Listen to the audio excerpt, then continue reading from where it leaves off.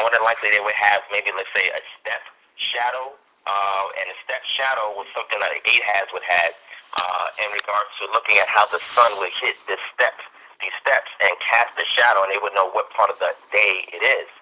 So looking at the full period of what we will say would be from the evening when the sun sets, right, during the twilight hours, right? We have three types of twilight hours.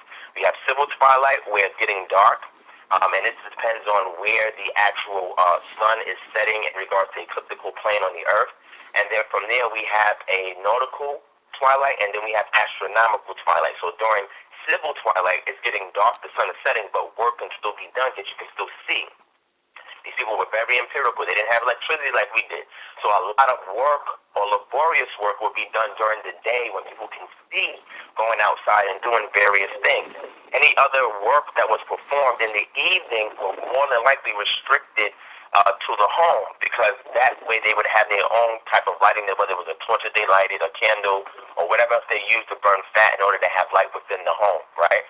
So I say this to say that once we have a complete closing of the twilight hours, nautical meaning that this is the time where the sailors on the seas would use this portion of the sun setting in order to best see the stars or the celestial in order to determine what direction to go.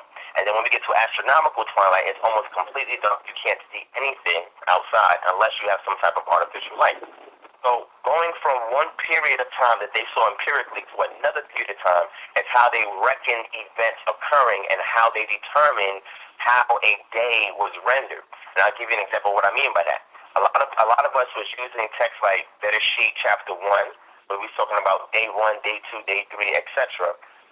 And when you go to Bereshit chapter 2, we see that all the work had ended, right? When we open up verse 2, Waikulu ha-shamayim wa-charetz wa-chal seba'am. So he says, and he finished, or the works was finished, the heavens and the earth and all their vast array. That means nothing else had to be completed after that. Then it says, Waikal Elohim bayom, and it says, ha-sebe'i. So we get to the seventh day, his work, melakto, Asher Asad, which he had made, and it says why he spoke and he rested when on the day portion, because we don't see a bokeh and a reb on the seventh quote unquote day, yom. We don't see that opening and closing of a period of time. It's just a period of time where there's no opening and closing, because it was intended for it to stay like that perpetually based on Adam's adherence to the Most High's commandment. So one thing that we miss is that there's various ways in which Yom is rendered, and I think I may have like a minute or two, but there's various ways that it's rendered, and it's very important for us to see an example. So if you guys have Genesis chapter 19, verse 34, we'll see something very interesting, because what I want to do is pull on other passages that help give us a complete midrash of the text. So midrash, the rash has to do with it taking out something, right? We're looking at something, trying to interpret something, and the mem prefix is taking out of what we're seeking. And there's two major types of midrash. We have halakha midrash and agaba midrash. One is determining of the narrative. How do we interpret the narrative? The other one is how do we interpret the mitzvah or the laws? So that way we can practically apply them today. Anybody that's looking at the Torah and then more of that extension of Tanakh, we have to use appropriate midrash to know how to approach the text. And one way to do it is looking at words and terms. So if you go to Genesis or Bereshit 19:34, can somebody read that for me real quick? I don't have it. Anybody? I've got it. Yeah. You said Genesis 19:34. Time.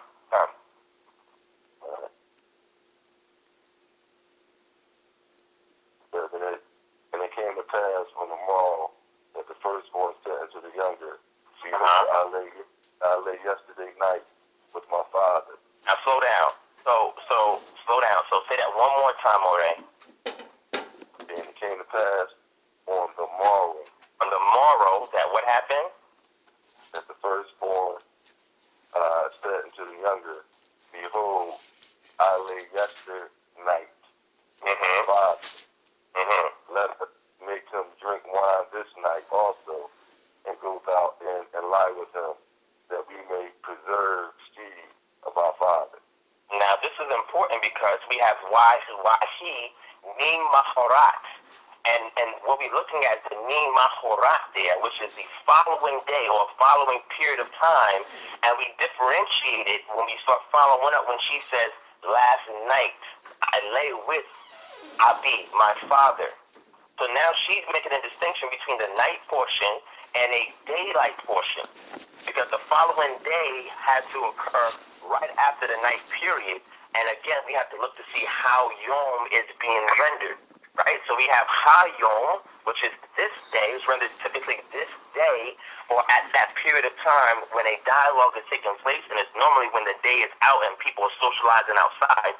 We have Yom generally, which can speak of the entire circle of time, right, that we would say consists of 24 hours. And then we have other ways that Yom is rendered. So we have to look to see what passages are rendering in which way in order for us to get a clear understanding of what is implied when we look at the Shabbat. So from my perspective, and I'll say my perspective, and I'm not saying it's definitive, but from my perspective, I would say that the period of rest on the Shabbat would be when the day breaks. And I say that because in those times, those individuals can only work the fields when there's daylight. They didn't go out at night to go work the fields. Now, there were some exceptions, but for the most part, people kept their laborious works, anything they were doing indoors, and when the day rose, it was like today. We have business days, right? Business days is a 9 to 5. So if I'm off tomorrow, if I tell somebody, oh, I'm off tomorrow, that's going to be indicative of the business hours of 9 to 5 where I would typically work. And those times, their business hours are when the sun came up and when the sun set. And when the sun came up and set, that period of time when you did your laborious work in the field, you would cease from that labor and you wouldn't do it. Now in the evening, you can prepare. Once the sun comes up, you stop, you cease. Because at that point in time, no work at all can be done. And the last scripture I want to pull out, and I'm gonna pass the line. It took a couple of minutes because I didn't get to say anything the whole time. We have to look at another scripture, Shemot 13:21, right? And Amore Yoel, if you can bring that out for me real quick. Yeah. It's Shemot 13, verse 21. Shemot 13:21. And Yah went before them by day in a pillar of cloud, and led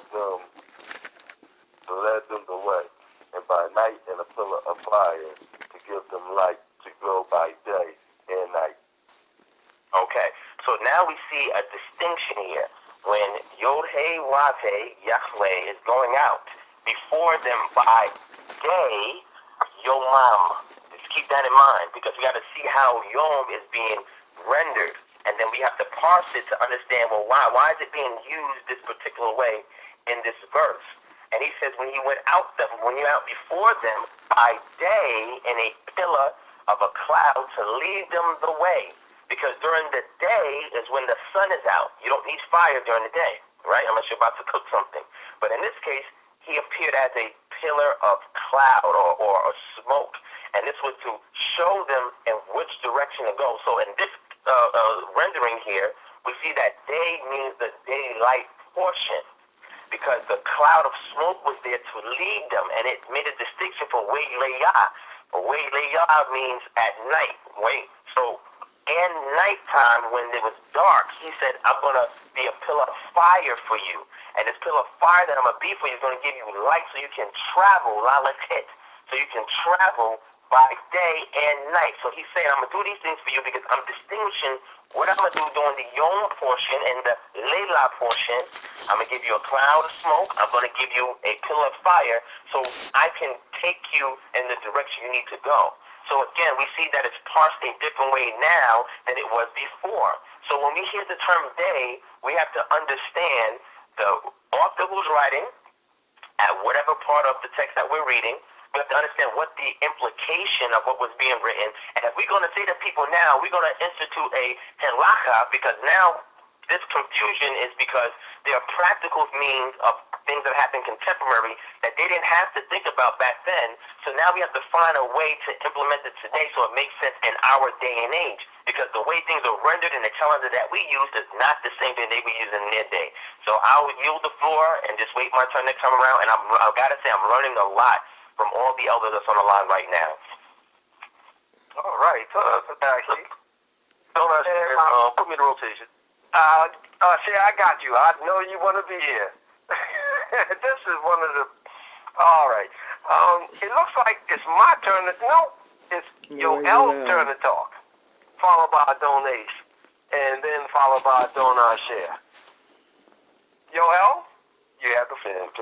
Again, shalom to King, and also shalom to my brother, Ryan Divine, a very good brother, and I enjoyed those words and information that he shared. I just wanted to, reiterate again, some of the words that Ryan Divine had mentioned, which I definitely keep emphasizing that we definitely have to look at context, and we have to look at roots. We also have to keep our minds open that one interpretation doesn't, stand for what we may see something at in other places. Meaning, I keep hearing us saying day means light, and that's it. I think I heard someone else disagree that they can represent the moment or time of something, and it doesn't necessarily have to be light or darkness. But context, going back to that, is very important when we're looking at scriptures. A couple questions that we have to ask ourselves when we're talking about light in terms of day is, where does evening or where does night come into play? One of the scriptures I want to turn to real quick is Exodus, the 12th chapter. And the point is just to leave you something to think about. So let's go to Exodus, the 12th chapter, and if we could, one second, if we could read 12 and 14 with Akish. I just want to share something real quick there. I'll read it. It doesn't matter. Exodus 12 and 14, it says, "And this day shall be unto you for a memorial, and you shall keep it a feast unto Yah throughout your generation, and you shall keep it a feast by an ordinance forever." And then it says, 7 days shall you keep a fast. Even the first day you shall put away these to be brought out of your house. For whosoever eateth come up from the first day, that day will be cut off. So the questions I had from this reading of Exodus, the 12th chapter, and they were rhetorical questions. Okay, so when we were told, number one, that this day should be a memorial, we're all quite clear that this is talking about Kag Matzah, or the Feast of Unleavened Bread. Okay, so now, when does that day begin? It's saying that this day shall be unto you a memorial. So is it saying that this has to be the light portion of a day? We won't get to that. Okay? And then it says in verse 14, 7 days shall you eat unleavened bread. From the first day, you should put away leavening out of your houses. Whosoever eateth leavening from the first day into the 7th day, that still should be cut off from Israel. So my question is this: where does these days begin? And that's answered. Go down to verse 18, same chapter, Exodus 12 and 18. It says, "In the first month, on the 14th day of the month, at evening shall you eat unleavened bread until the 120th day of the month at evening." So it tells you at what point to end the day. And remember, about a cycle, there's no way we can really have an intelligent conversation if we don't all agree that a cycle means that one point begins, one point ends. A cycle is a full circle. And so you can't call something a cycle and your starting point is quite clear how many days we're supposed to keep the feast. It says that 7 days we're supposed to keep the feast. So now, do these days include the night? Does that mean I don't have to eat unleavened bread at nighttime? So, I mean, it's just some things are just common sense, but like we can't really play that game where we're saying, okay, night and day are two totally separate entities at one point, and at another point they're not. The reality is that it depends on the context. I just gave a perfect example where day and night are mixed in separation. Another clear point is in Genesis, the first chapter. You know, you have the light coming on in the scene already here. They're cohabitating together before they're separated. And so, you know, there's just some points that I feel like we really have to discuss, and we can't look past. We can't separate day from night when we're talking about an accumulation of days. That doesn't include the night. And we have to make up our mind where our starting point and ending points are. They have to meet each other.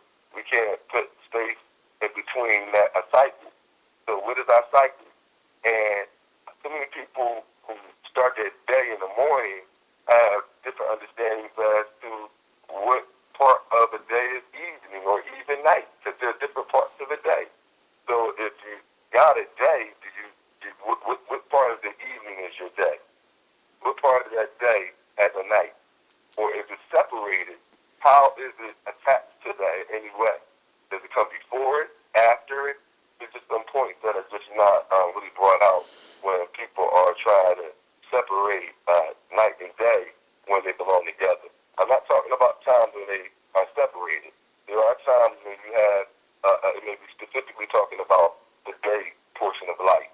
In Hebrew, you'll get the word Allah Shakar, you know, talking about breaking of the day. You know, you'll get the word tomorrow. You know, you'll get different words when it wants to actually break down different points of a day. However, there are times when it's inclusive. And some of those times when we saw it was inclusive is not only Genesis, the first chapter, but it's some of these laws that we're reading. When we read about keeping the feast of 7 days, come on, we know it ain't excluding nights. But we got to determine, especially if you believe your day starts in the morning, what part of a day is that night and is that evening? Because that's still part of a cycle.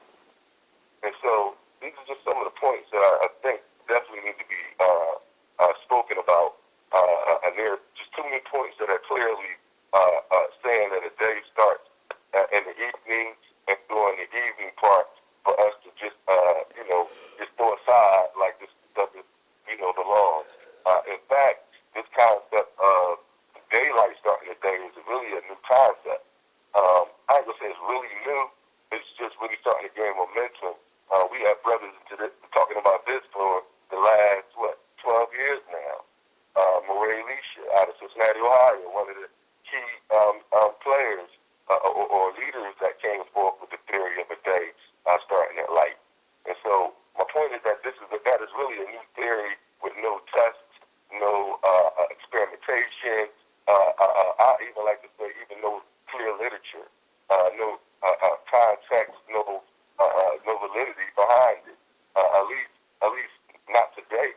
And so, I definitely like to see the connection in that in Hebrew context, where it's including evening and where it's including night being part of the day. So that is my spill, but I hope that we can continue this discussion maybe on a platform where we can start eliminating misinformation, meaning that if we all come together and we say, okay, this is the interpretation on this point, then let's get rid of the misinformation.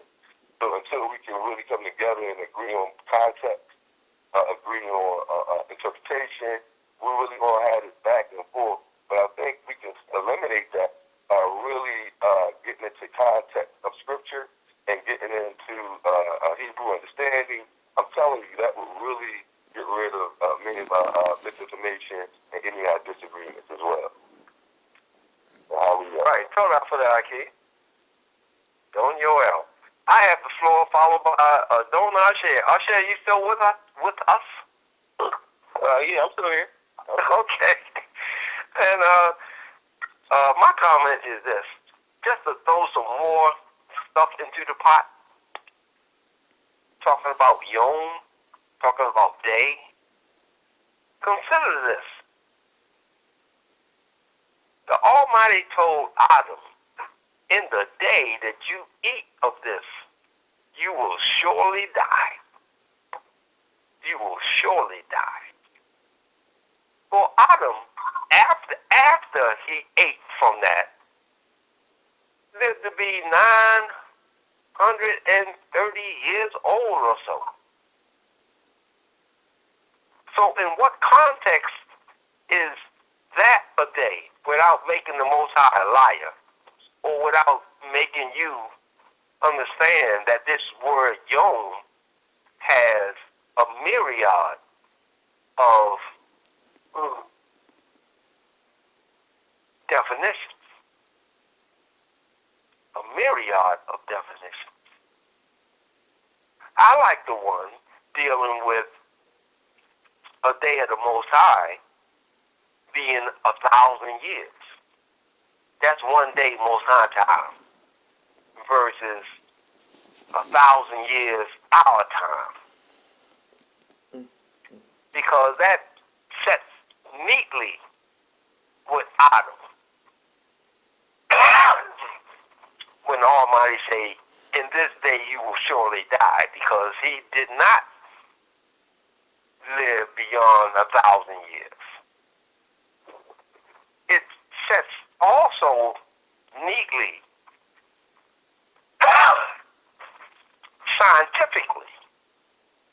scientifically, because I could see in 6,000 years, our time, the Most High could be on his schedule, his time, and hook this bad boy up neatly. In 6,000 years, our time.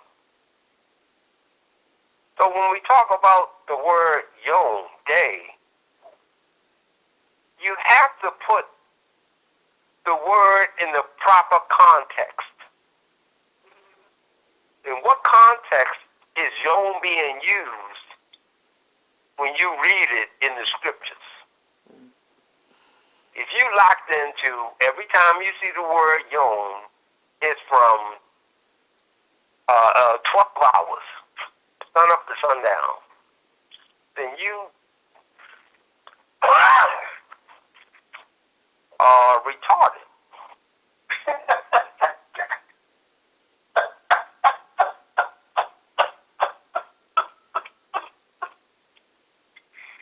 You know what?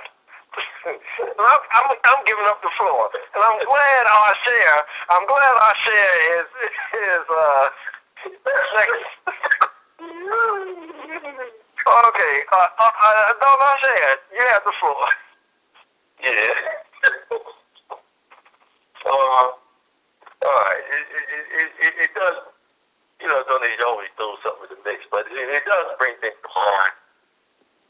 Meaning that, okay, we done with translation. I mean, if you don't know Hebrew, yeah, you might have the problem, but even if you don't know Hebrew, you can still find your way. Because all right, just starting with the dates, with the light thing. Some people say, well, okay, light is not talking about actual shining light. So it's like, okay. And every time I put up the part about where it says, where they were setting, they were setting and dawning. So I'm like, all right, so you take those two and you tackle in those two. So it's like, all right, if the command that there be light wasn't actually talking about light that actually lets people see. Okay, you get that. Then you combine that with the setting and the dawning before lights, so because you got to remember there was, been about three days, maybe 4 days where there was no sun in the sky. And much less nobody around to see it. even count the days. So, what was the Creator doing to, I guess, for us to be able to reckon or at least account for that time before we were created and we were able to open our eyes and actually start counting the days ourselves. Because we know that time didn't start when we were born. The Creator had already set the cycle up. So when we go back and read in hindsight, or should I say after the fact, it's like, all right, before we were created, 4 or 5 days might have went by, 6 days, so 4 or 5 days, somewhere around there. So there was some kind of light there that nobody was able to see, or nobody witnessed other than the Creator, that has to be accounted for by us, and we have to make sense of it. So setting, like the sun setting, possibly couldn't apply to the first 4 days because it wasn't even there. It wasn't even in the sky. But there was some form of light that kind of maybe represented what we know as evening. Okay, it might not have been the sun in the sky, but there was some form of light that represented that. Now, it's kind of hard to say because nobody was around, which I know is a very difficult conversation to have. But it does, the evening in the morning does line up with what's happening right now as far as the cycle of where the sun and the moon goes. Now, we're talking about accounting for, like the brother mentioned about, okay, the nighttime really wasn't really accounted for as far as work because nobody went out. I get that too. But why would the Creator have us, and you got to go back to the Day of Atonement, why did the Creator have us observing the whole 24-hour day, even at night? Why is it necessary to observe or afflict your soul that entire period? So, does the Creator only recognize part of the day as being important, or let's just say part of the day counting, or that entire 24-hour cycle, there has to be some observance of some sort by us, some action that's taking place to show that we are respecting and acknowledging the Creator's instruction. Okay?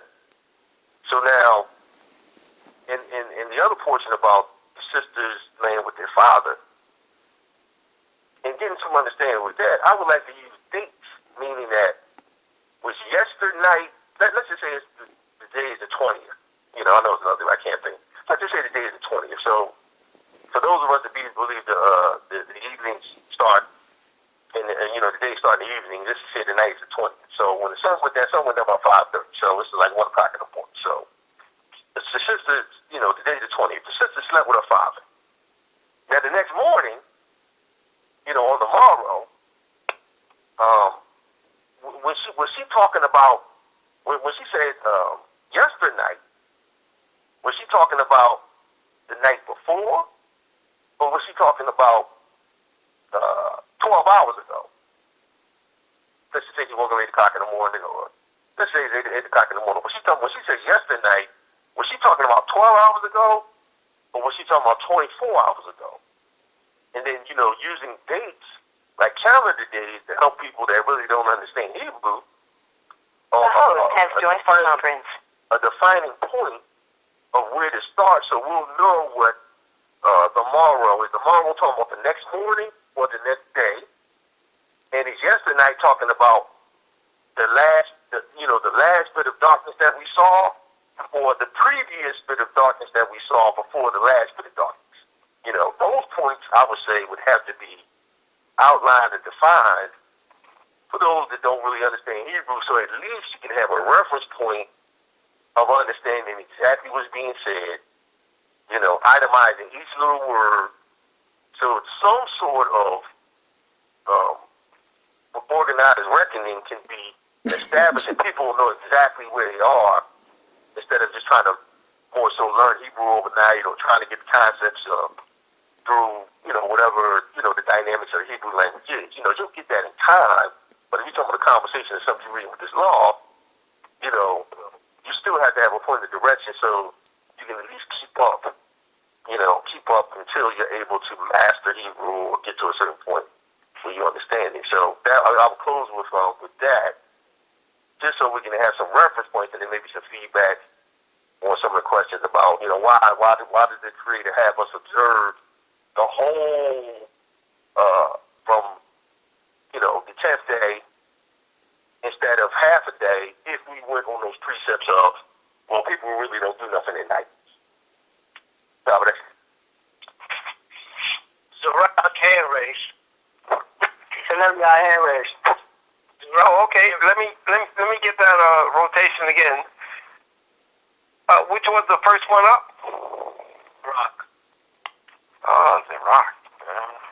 Okay. I got a question for the Divine Prospect. Divine Prospect, you got your hand raised? Well, I'm here. If somebody has a question for me, if it's okay, I can take it. Okay. Yeah. Okay. Any other hands raised? All right, I'm gonna put myself right after Divine Prospect. Those are rock. You have the floor.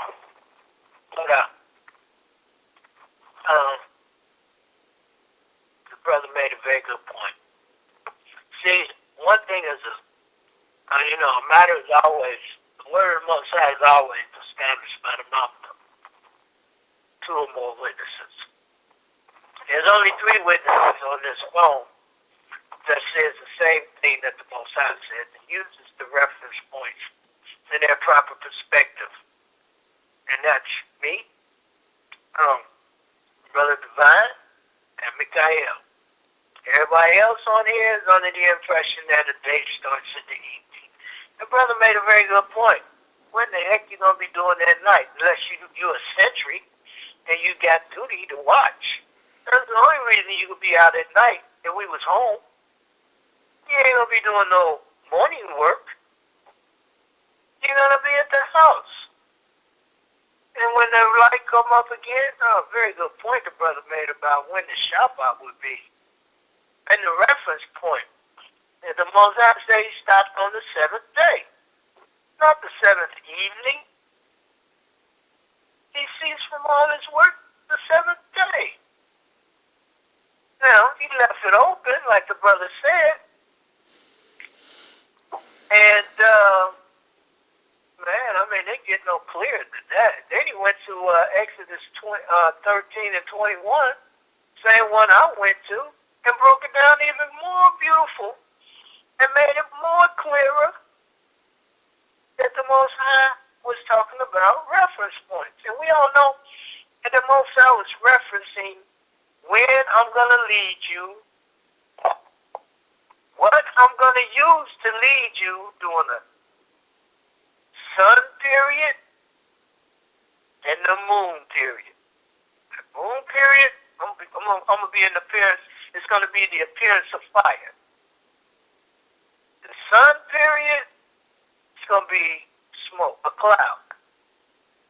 It gets no clearer than that. And to fight against that, makes no sense to me. But that's what we are as Israelites. The word of the Most High is clear, making wise the simple. The law of the Most High enlightens the eyes. It's perfect. And that's what we're talking about here. Law. Law is a light. Light is law. Most times never associate the evening light with like the beginning of a period. It's always referenced at the back end, not the front end. But for some reason, we want to associate the evening with a beginning period, when it's clearly stated that our people always spoke the correct way. And yesternight, last night, we say last night. Ancient time, our people said yesternight, which is the same thing. Yesterday, that means it passed out. Yesterday, the last day. Yesternight, the last night. Now, you ain't got to be a rocket scientist to figure this out.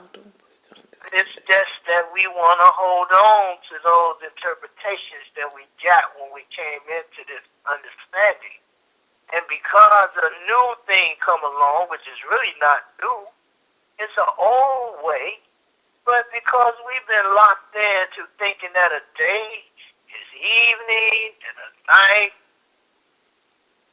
is day, and that's how the heathens roll, man. Every heathen I know out here, they either gonna say it start in the evening, but most of them will say it'll start in the middle of the night. The Most High separated the light from the darkness. The Most High separated us, the light, from the darkness of the people. But yet we want to join ourselves back up with them. And that's what got us caught over here in America in the first place. We want to be like the rest of the people. I don't get it, man. Why y'all still fighting against it? But it is what it is. To each his own. I ain't rolling down that road. Day starts in the morning for me. If I gotta be by myself on that one, I will stand on it. I hear you, I see. Yeah, Shalom, y'all was nice. I got a question for DivineProspect. Divine, I was in charge of this. Well, I was had this subject matter tonight, and the subject matter was not what so much was a day, but when was the start of a day? What started a day? Scripturally. So, I know you're more fluent in Hebrew than I am. So, what I'm trying to see is, Bereshit is the beginning. This is where the Creator set things in order. So, what I'm trying to get a grasp at, maybe you help me out. And what was the order of things in chapter 1, at verse 5, when, the Most High said, He called light, He called day, and the darkness He called night. Okay, and then the Most High went on to say, and there was evening, and there was morning one day. Now this is the Most High speaking. It's not Shalom Yah speaking. This is the Most High speaking. So, it's like my brother is trying to just say that it's all about light, and that the darkness does not play a role in it. Or, if I believe in the Shabbat comes in the Hebrews, he's basically saying I'm a heathen. That's how I'm taking it. So, can you break that down for me? I mean, can you break that down in the Hebrew? When does a day start? When does the Most High? Because the Most High didn't say it. The day starts. Where's the scripture when the Most High said a day starts?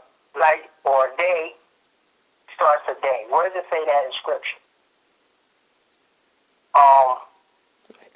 And so I'm just going by what starts a day. When does a day start?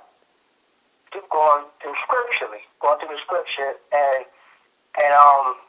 having, the concept of evening or night, out of the equation. We're just dealing with light and daytime. And we know that Yom has a lot more meanings than just daylight. It has a lot more meaning than just daylight. So can you elaborate on that for just a second, and then you can move on to your points. Okay, no problem. All right, so Bereshit 1:5 is Vayikra Elohim Laor Yom Vela Chosek Hara La Yela Wahi Erev Vayich Boker Yom Echad. Right. So how I would perform midrash on this is being able to look at not only the context but the word that's used to indicate the context. Here we have the word Vayikra, right? And we even use that word for Leviticus, right? The what's being called, right? What's being spoken, right? So Vayikra, and he called, right? And we have that in the conservative Wab, and he called Elohim the light, Laor, the light, or towards the light, or towards light, because we have lay as the prefix there, or la as the prefix there, excuse me, yom. So now what he's doing is he's gearing, or we see the preposition, the preposition is he's gearing the light and assigning it a title or a name called yom or day. And this is in the context that opens up, this is the law of first reference when we do prophet midrash, and how something is, the scene is being set as a reference point for things going forward, and then it's further elaborated on per event, per situation, per scribe, per character, etc. So in this portion, at least in this part of the text, he's assigning something to something else. He's assigning the light and aligning it with day. Now, people who read maybe regular critical edition Bibles, they'll see where they take the word day and they capitalize it. Now, we know in Hebrew there's no capitalization there. But in English, they capitalize it as day because in this context, he's assigning the light to a particular reckoning of time called day. And then when we move forward, we see in the darkness, right, he called night. So now we're assigning darkness to something he's calling or naming the night. But the key is wahi ereb, wahi boker, and were the evening and the morning. So the evening time has to do with a period in which darkness is ushered in, and the morning period of Bokir is the time period when the daylight is ushered in. So once the night is ushered in, the night ceases the moment the Bokir or the morning begins, and the morning ceases when the evening or Erev begins. So the reference point to evening has to do with the indicator that starts a period of darkness called Layla or night. The morning aspect has to do with the period of time in which the light emerges, and the light is called day, and it's the daylight portion. So keeping this concept in mind, then we move forward to the last cause, which is Yom Echad, the first day. Now look at this. After we read the context, up into Bokir, from Wayikra to Bokir, when we look at the final clause, Yom Echad, here's the interesting part. Yom Echad is separate from the rest of the verse. Well, what you mean is separate from the rest of the verse? Which means that even though Yom is used twice in that verse, it has a different contextual and semantical value in the verse itself. Because when it's first referenced, it's assigning the light or the order portion to what we call day, and the second inference of it is when we're saying that a total portion of period, a total portion of time, or what we say the Echad or Yom Echad, the first day, incorporates these cycles of light day and darkness night, which is indicative of the evening and the morning. The problem is that we read it in a singularity straight through, we miss the semantical value of Yom, and we miss the contextual inference that the scribe is trying to convey. So keeping that in mind, remember I said earlier, when you look at the twilight period, that is indicative of evening and indicative of morning. The twilight indicates a transitionary period from one phase of time to another phase of time, because the scribe was writing with the concept of relative dating. Dating is reckoned based on an event that is empirical, that they can observe, they can absorb, and they can also convey. When they're speaking about it, that will be known within a cultural, historical worldview of the people at that time. So again, everything that we're saying here makes sense, but what we're missing is when we look at Genesis 1:5, there are two semantical values for Yom based on concept. Now, people who read the Hebrew here, you'll see that there's a divider mark between Boker and Yom. Now, if y'all don't know what that is, go back and look at it in the Hebrew and go and research. But the reason why that is there is because it's showing you that even though it's in the same verse, right, it has a different value than the rest of the text. So now we get to resolve somewhat or harmonize somewhat the things that we're all saying. One person is saying, well, a day is a full 24 hours. Another person is saying, well, a day just means the daylight portion. Guess what? You're both right. It just depends on the context and where else is being used. Now, I'll say this and I'll end off. The book of Genesis, Bereshit, that's being written, we ascribe the authorship to Moshe. But we know that there are portions of it, especially in Devarim towards the end, where it's more narrative that we know somebody added additional information there because it was placing the story in a contextual framework. And we see that whenever we see the conservative wab. The conservative wab is not something that is used in modern Hebrew, but in biblical Hebrew, it sets the stage for a narrative, and what it does is that it is placing emphasis on something in regards to the entire context of the story. So once we see that this text had been redacted by scribes later on, these are priestly scribes that have understanding of the environment, understanding of their stratification of classes of people, that knew history, that were able to write. So being that this is the case, once they open up the scene in Bereshit, now what they do is that they pick up from there and they place it back, or not back, but forward into context in other places in which we read the text.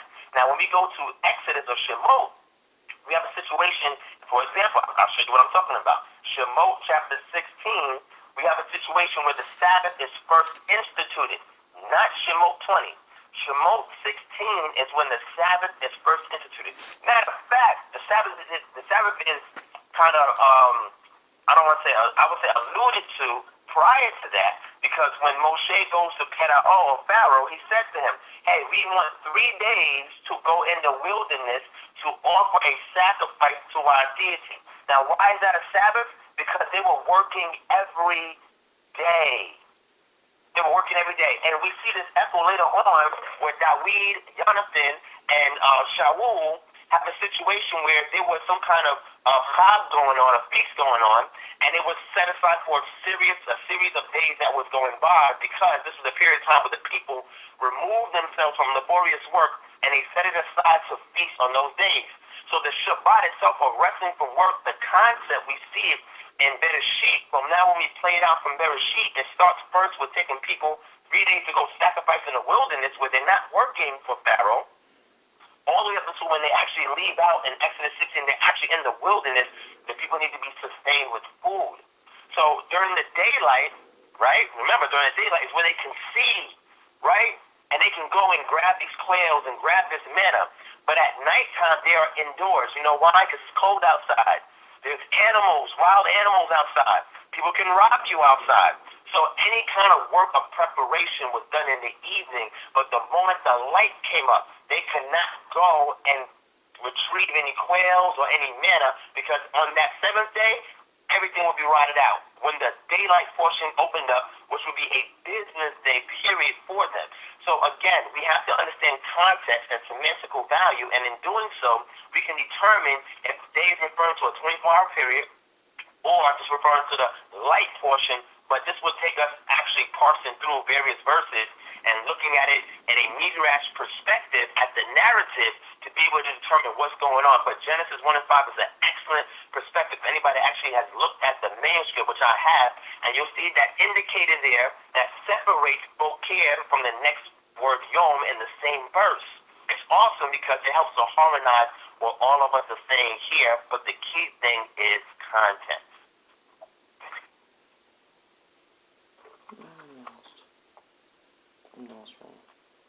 Rock Henry. They ain't taught off of that, Key. And it looks like myself for donations next in rotation. But before I get started, do I have any other hands raised? Not sure. You can put me in. You can put me in, Mr. Rock. After Zora. All right. And my comment is this. Going back to our original, when does the day start? And one of the aspects of a woman of virtue is that she worked at night, let alone working at day. She worked at night also. And the reason why I bring that up is because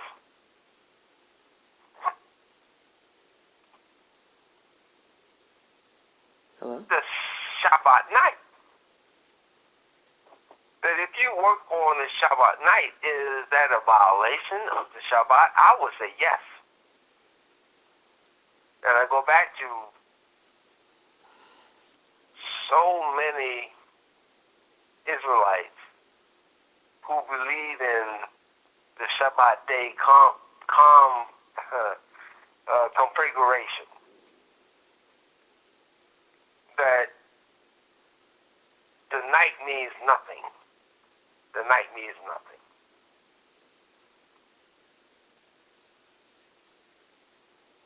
There was a lot of scriptures brought out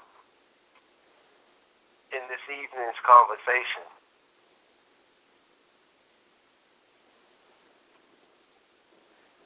You got one of And them? all of them pointed to one of the things that DivineProspect says, you're both right. You're both right. Look at both sides of it. And yes, we are. On this issue, we're both right. I'm gonna stop there and open up the floor. We got a donut shed next, followed by a Dones and Rock. Shed, you have the floor. Yeah, you can take it. I don't think. Oh, okay. Yeah, I'll be there long. All right, so what I'm getting is, like the brother broke down the assignments of day and night. Okay, which lines up makes sense. But the separation of day and night, to make even more clear the distinction. Especially with the cycle of the sun and the moon. Well, the sun, you control this part. The moon, you're going to be dominant in this part. So that's the easy part now. Where I guess where the confusion is, okay, if we're both right, like a donation, okay, you're both right. Then the brother boy put it out first. He said, well, you're both right. It's like, okay. For those that believe the evening is not really a part of the Shabbat, or should I say of any consequence in a sense, is that they're using the fact that the day was separated from the night,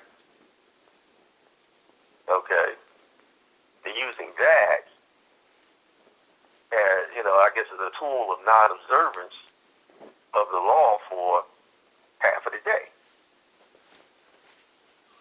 I mean, that's what it keeps coming back to. It's like, well, being as though the separation made, the created laws don't have to be observed during this particular period, some of the evening or the night. The created laws don't, there's no transgression, so there's no mandatory order of observance. It just doesn't have to be done. So you don't have to consider the created laws during the evening. That's basically where it's coming back, what it's coming down to. And for those that consider, okay, the whole day, the whole 24-hour period, even though they observe, they believe the day begins during the daytime, it's still a discrepancy, because what the brother brought up as far as in the Hebrew lines up perfectly with how you're supposed to observe the Day of Atonement. Probably the most important day, that we have. What the brother explained as far as from the Hebrew perspective lines up with that perfectly, how you're supposed to observe it. And anything outside of that, it just brings into question, it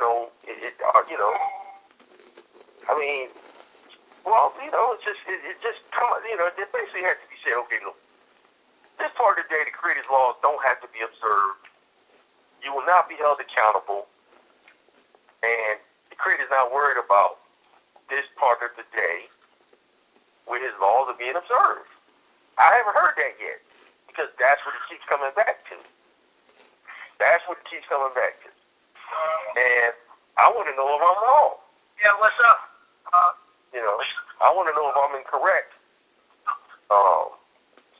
When I say that, during the evening or during certain parts of the day, the praise laws don't actually get observed. That's what I said.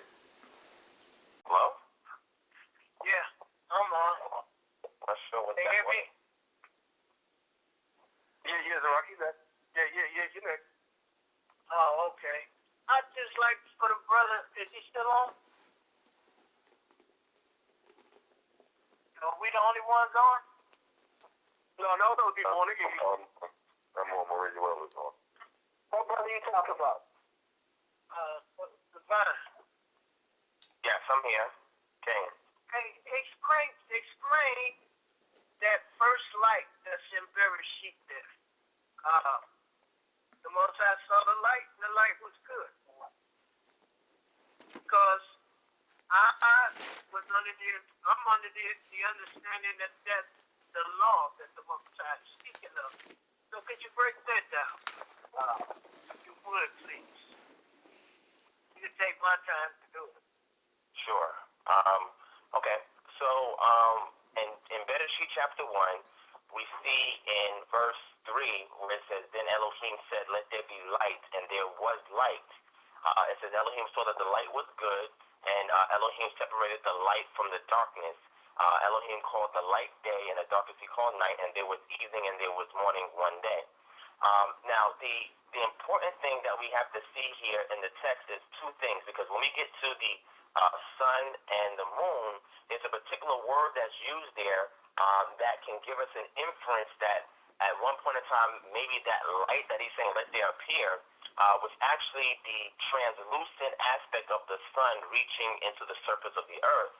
And he was cycling it, but did not remove a particular amount of cloud cover so that the moon can actually be seen. Because whether there's clouds or not, the sun can always be seen, but if there's heavy clouds, you can't see the moon. And sometimes this interferes with even the 2-3 witnesses that are calling every month when the new moon is shown. If there's heavy cloud cover, you can't see the moon. But the sunlight, you can always see when it's light time. So the way I interpret that is that the sun itself was the light in which he said, let there be light to shine on the earth. But because he did not make any separations of anything, remember, the firmament was still there. He didn't divide or expand or anything at that time. So as he is making his way into this creation situation, then we have a particular word that's used when we look in verse 14 on in regards to the day and the night. I'm going to go ahead and see if I can grab it here, and I can read it out.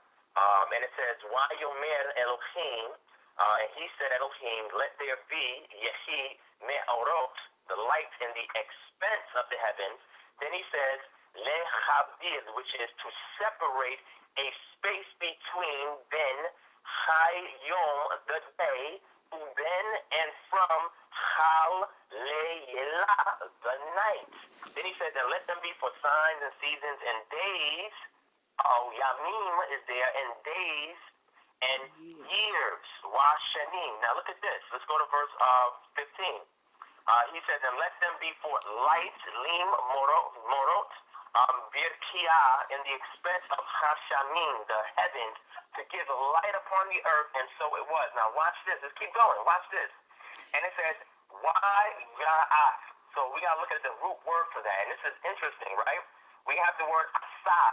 Asad can mean to establish, to accomplish. All right? So now he's in a situation where he's not bara, he's not creating something, right? What he's doing is he's establishing or giving something its decree.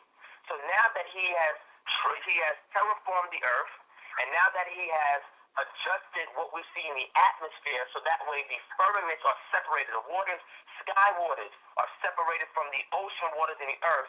Now there are changes that are being made. Now he has to establish certain things in order to conduct time. Now that this cloud cover and this mush has been separated. Now my interpretation, I'll say it's my interpretation of Genesis 1 and 1. We have the term there bara. We say bara a lot, right?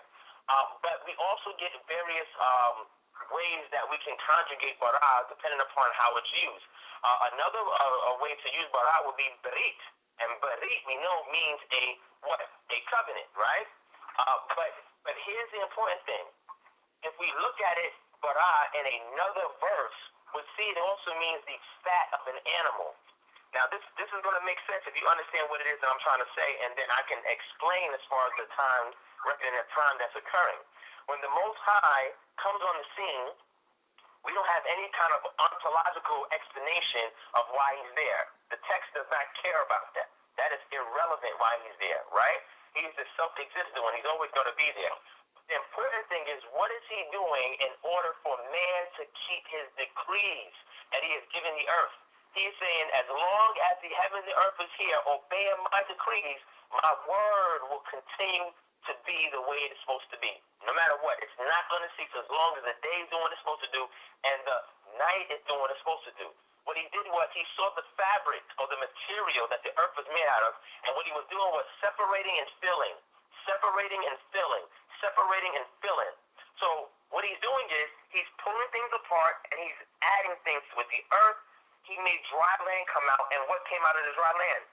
Sprouted up. Vegetation came out of the dry land. He created the seas, and he put animals in the seas. He created the expanse of the heavens and put the birds in the heavens. He's separating so he can fill. He's separating so he can fill, or he's separating so he can fatten. But now we get to a situation where asad is used, which is interesting. This is the first time we see it used in Bereshit, and asad means now he's establishing things or giving it its decree so it can accomplish what he set it out to do.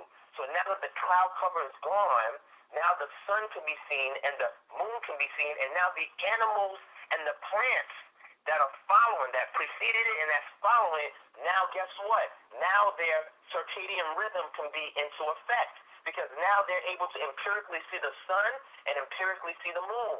As before, the reason why he didn't give it its establishment, because there was nothing here on the earth that had a biological clock that needed the rendering of time in the heavens or shamayim in order for it to indicate what's going on here in the earth. So now when we pick up and we try to find out what's going on with the sun or that light, the sun or that light was always there when he gave it its decree. But now that he moved the cloud cover away, he's separating things, the firmament, the earth. He's forming everything, whether it's in the celestial or the terrestrial. And in doing so, now he has to give the sun and the moon its decree, because now there's life on earth. Now the plants have sprouted out on day 3. So on day 4, guess what? What you need? You need the sun to go through the process of the chlorophyll active in the actual plant itself. And then the animals for themselves, the birds, they need the moon and the sun, and also the electrical magnetic field of the earth in order to navigate and go different places. So we see a scientific tradition that's playing out in Genesis, but the important thing is when we look at this light for the day starts, again, and I'll say this, and this will sum it up, and I'll yield the floor. There's a lot I want to say, but I don't want to take up so much time. There's 2 ways to render time.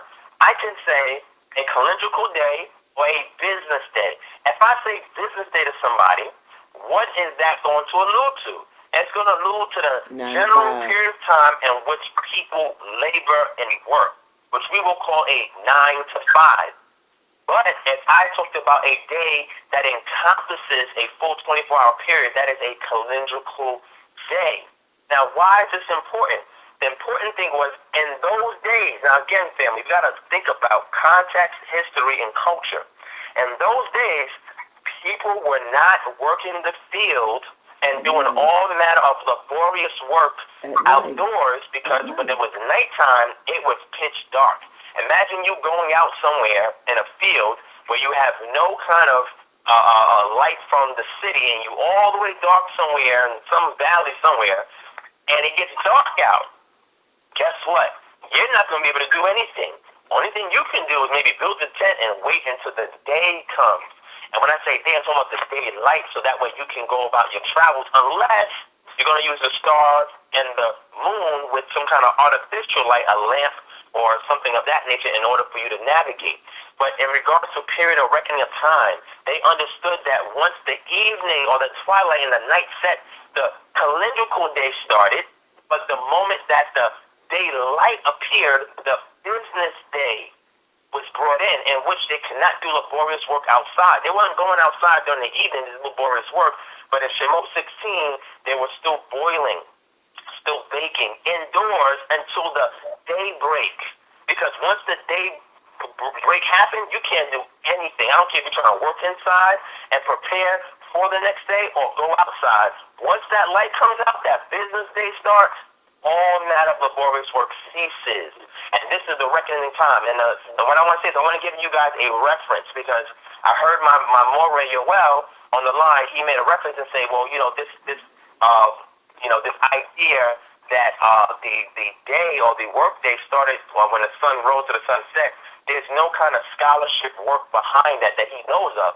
And I want to give him a reference point. There's actually 2 books that's out where they combed through the entire text, and they were trying to distinguish what the feast days were, the Moedim, and what was a calendrical day and the mind of reckoning time in regards to the people. So here's a book that everybody on here can get. If you want it, let me know. I can send it to you.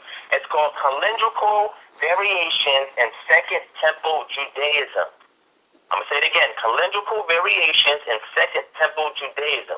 And this is very, very, very, very important. Now, for a lot of us on here, I don't know who's Messianic and not Messianic, but if you are Messianic, then the objective of this is trying to show how you need the Torah in order to understand what's going on in the Brit Hadashah. And for those of us who are non-Messianic, the first, I would say, 3/4 of the text is only combing through the Tanakh and trying to see how time is being referenced from the creation all the way to the close of the text. And this is very, very important. And the second reference, I'm going to look for the book, and when my time comes back around, I'll share it. This is an excellent read for anybody that wants an academic study or analysis of what we're talking about today. Actually, I got an hand raised. Shelly, y'all got a hand raised too. And Maria Well, Henry. Okay, well, I'm a little bit overwhelmed. I got to get ready to just listen to what all of y'all have to say. My goodness. So I'm gonna turn it over to Cher, and hopefully, Cher, you can keep some order. But we got it's 9 of us. It's 9 of us still on this line, and my goodness, it's a wonderful crowd. I'm just gonna listen to what's going on, and I'm gonna turn it over to Cher. And Cher, you have the floor, and you have the order. All right. Just remind me. I'll say my comment. Just remind me next. The brother just did an excellent layout. I think we've been on this line about maybe a good 4 hours, and I do remember saying earlier that the bubble that we live in, the bubble that the Creator's prepared for us, the brother just outlined in explicit detail of that bubble that I was talking about. Meaning that in full circle, you can master this Torah even if you don't know a lick of Hebrew like I do. Or should I say starting out, starting to get a little better just by words that I'm hearing. But speaking a language, I'm nowhere near where I need to be. But you can master this Torah and the understanding of it if you don't know Hebrew. So with me mentioning at least about an hour earlier about the bubble scientifically when we were on that topic about the reason why the sun doesn't work the same for us on the earth as if we tried to travel, to the sun, like going past, leaving the earth and going past Venus and Mercury. The sun just would not work the same for us in those 2 different environments. That's why, as far as, in respect to the bubble that we exist in, like the brother said about, the order that the Creator's setting up, as long as the day does what it's supposed to do and the night does what it's supposed to do, that's, his orders and judgments will stand, and they have to be respected, they have to be observed at all times. There is no time time period of separation during the day, the cycle of the day and night, that, the instructions are not to be observed.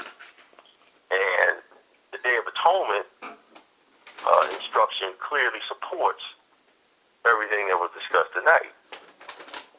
so it does come full circle. So I'll stop there because that's about 3 minutes. And so who's next? Because I forgot the order. Okay, I think I was next. Yeah. So now you was next, and then Brother Yoel. Yeah, I enjoyed this call as well. Yeah, we have to get together at some point and have a discussion about this topic. It needs to be brought out, and we need to get the great minds together and come up with some kind of a conclusion. Some of the matter, as they say. But I just want to, I'm going to close with this. Like I said, I enjoyed the call and everything, and I really do appreciate everybody staying on the call. This precept is a precept. It has to do with, I had brought it out earlier. Now there's more people on the call. There's not many people on the call at first when I brought it out. So I know there's going to be different takes on it. It's about payment of workers back in these days. Back in these days. And the precept is where I'm coming from is timely payment for workers in Deuteronomy, the 24th chapter, and I'm just going to do verse 14. So 24:14. Deuteronomy. And it says, you shall not cheat a poor or destitute hired person among your brethren. Okay? And it says, or the proselyte who is in your land, or who is in your city. So this is somebody that's, working. You know what I mean? They need to cut fast, and they need after the work is complete, or before the day is out, by the end of the day. All right, so it goes on and says, on that day shall you pay. On that day you shall pay. You shall speak up. On that day shall you pay his hire. So on this day, you got to pay him. Okay? Now, this is the part that it says, the sun shall not set upon him.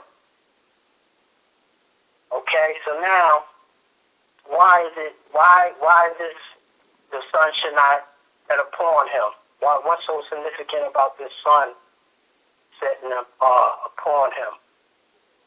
For he is poor, and his life depends on him. Let him not call out against you to the Most High, for it shall be a sin in you. So we know, right now we're living in a time where they hold out, they give you a paycheck every 2 weeks. You know what I mean? They give you a paycheck once a month, once a week. But from our understanding, Hebraically, we're thinking Hebraically, they're supposed to give us our money every day. At the end of the day, when it's just we're supposed to get a pay. They're supposed to give us our money. You're not supposed to hold our wages until the next day. So that's my point. The sun going down upon him. You're not supposed to pay him before the sun goes down. Because the sun is another day, going into another day. That's my point. So, like I said, they hold your paycheck 2 weeks, you get paid once a month, whenever they feel like paying you. But we're supposed to get paid on a daily, right? After we do our work, you pay us. You're not supposed to hold our wages. So I would like for anybody in the room, the concept on that precept about I just read there. Torah.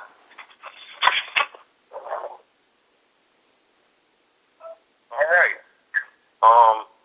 Brother Yoel, you're next. And, if you got a comment, just your hands raised, and I'll put you in rotation. Brother Yoel, you got the floor. Okay, shalom, family. Once again, giving all praise to the Most High, and I've been enjoying all the contributions from everybody tonight, and it seems like we settled at the point or the conclusion that Jay has a variety of definitions, and depending on the context, will give us the definition that is meaning. And so it seems like we all have that understanding, and so that's a positive. That's a step in the right direction, not just for us, but for the nation. Because whatever we understand is what we teach, and what other people will begin to come in and understanding of as well. So I'm glad that we all have that understanding. I wanted to touch back on now what we do from that point. Now, once you understand that it's about context, and that our word can have a variety of definitions, now we have to go to scriptures and start eliminating what's not correctly interpreted from what it is. And one of the points I want to touch on was Nehemiah, the 13th chapter. This chapter brings out a number of different points. Number one is that you want to let us know when a Sabbath day begins. Okay. Number two, this verse is going to let us know that you'll see two phrases sometimes. You'll see the word Shabbat, and then you'll see the word Yom Shabbat, meaning you'll see it mention just Sabbath, and then you'll hear it mention the Sabbath day. And so, does that mean anything? That's up to you to interpret. I'm sure y'all come up with 100 different interpretations as to why Shabbat is mentioned versus Yom Shabbat. I just wanted to read real quick. If somebody else can actually read it, please. Nehemiah, the 13th chapter, starting at The 19th verse. verse 19. It's gonna be a good one. Go on, read it. All right, if somebody got these scripts out or access to them real quick, they can pick up and they can read on that particular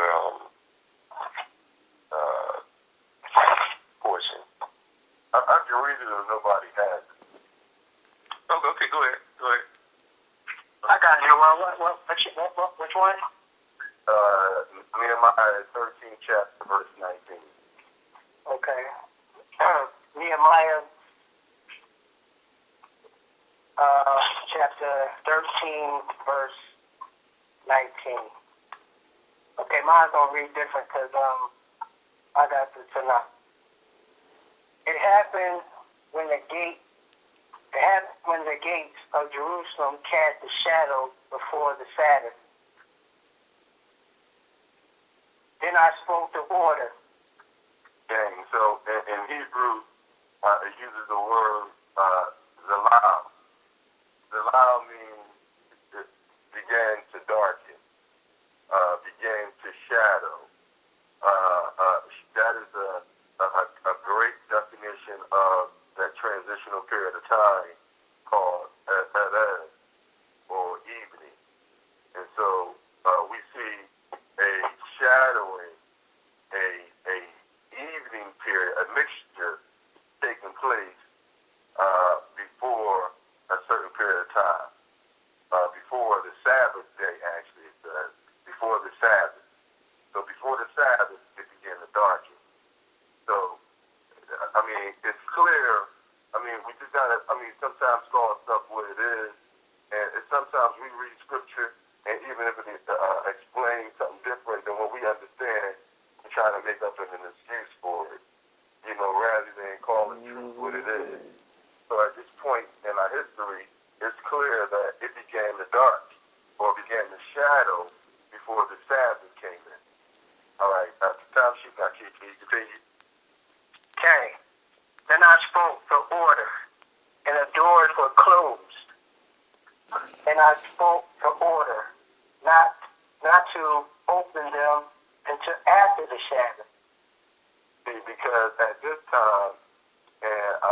do agree with my brother Ryan Divine that they really didn't do too much in the evening, but there were some people that did, and they got their hustle on. They tried to slip into the city before the next day, and so we got a lot of people who will bring in different rituals and different wares during the evening. And whether they sold them that night or whether they just got in there to stay there until the next morning, we know they ain't selling them on the Sabbath day, but they were certainly trying to get in there on the Erev Shabbat, on a mixture, or the Zalal Shabbat, the shadowing of the Shabbat. And so the gates were being closed before the Shabbat, so that there would be no selling going on. I'm sure you get I stationed some of my servants at the gates so that no burdens could come in on the Sabbath. Gang. So it's and there it uses the word Yom Shabbat, the Yom Shabbat. And so the Yom Shabbat is now saying on the Sabbath day. So it's saying that nobody should come in on the Sabbath day. Yom, day. And so when were the people posted up on the gate? In the morning? No, they weren't. They were posted up on the gate before at the shadowing of the Shabbat. And that lets us know, and this agrees with Torah when it explains when the Shabbat began. And so this is clear and a great historical reference and precept given in an example of when a day, not just a Moed day begins, which is an appointed time, but it says Yom HaShabbat, when it's Shabbat day. And it mentions it in the shadow. Okay? And so that's pretty clear to me. And so I hope my brothers that see it differently will give that scripture some thought, maybe even break it down if you need to and parse it yourself. Please, but baby, it's very clear at at what period of the day, at what point the Shabbat day was coming in. And it's clear when the guards were put up there to prevent people from coming in, and so forth and so on. So that's a great precept and example. And we don't, I haven't seen anything like that when it comes to explaining light being the beginning of as my brother put it, a continental day, a continual day, a 24-hour period day. Again, I'm glad that we all had an interpretation that a day has multiple definitions, and that depends on the context. But now it's time to start getting into these texts and start really parsing these verses and really process and eliminating what applies and what doesn't. And so hopefully the one I just shared was a perfect example, giving credence and even really agreeing with Genesis. And when we talk about Yom Echad, day one, day two. In English, this says the first day. Nah. They translated day one, day two, meaning that both the evening and the morning make up that particular day. And that's why they call Yom Echad, Yom Sheni, day 3, day 4, day 5. It's given an account. It's given a compilation of both periods of time, making up that entire Yom, or that entire day. And so that's a great example, agreeing with Nehemiah, scripture Nehemiah, as well as many other scriptures. We got to get into, like, the uncleanness law, when the Most High say you should be unclean for 7 days, but then that day begins in the evening, and then you're purified in the evening. So, we got to get into these precepts and seeing how law really supports what our theories are. All right, hallelujah. Hallelujah. Yeah, that was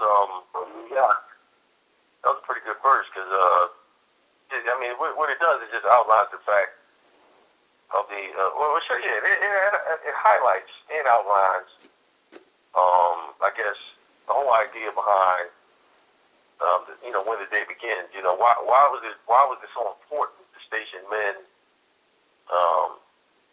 at the gate before the going down of the sun instead of when the sun was about to come up? I mean, you could definitely enforce not selling on the Shabbat during the daytime. You just got people on posts and it's like, okay, look, it's not going to be selling. But it's a lot of emphasis on, look, listen, the Shabbat's coming in, you ain't bringing nothing in. You ain't set up. It ain't going to be no transporting, no offloading, no dropping off, nothing. At that particular time. So the emphasis on the importance of why nothing was, why things were to stop coming in at this particular time. So it's known that people did, do activities at night. It's how you look at it. In preparation for the next day. Right. But that's still considered, work. That's how you're looking at it. I guess it's adhering to the instruction. And I'm glad some light. It was also shared on the word light. That it wasn't just, because some people under the impression that, oh, well, that's wisdom.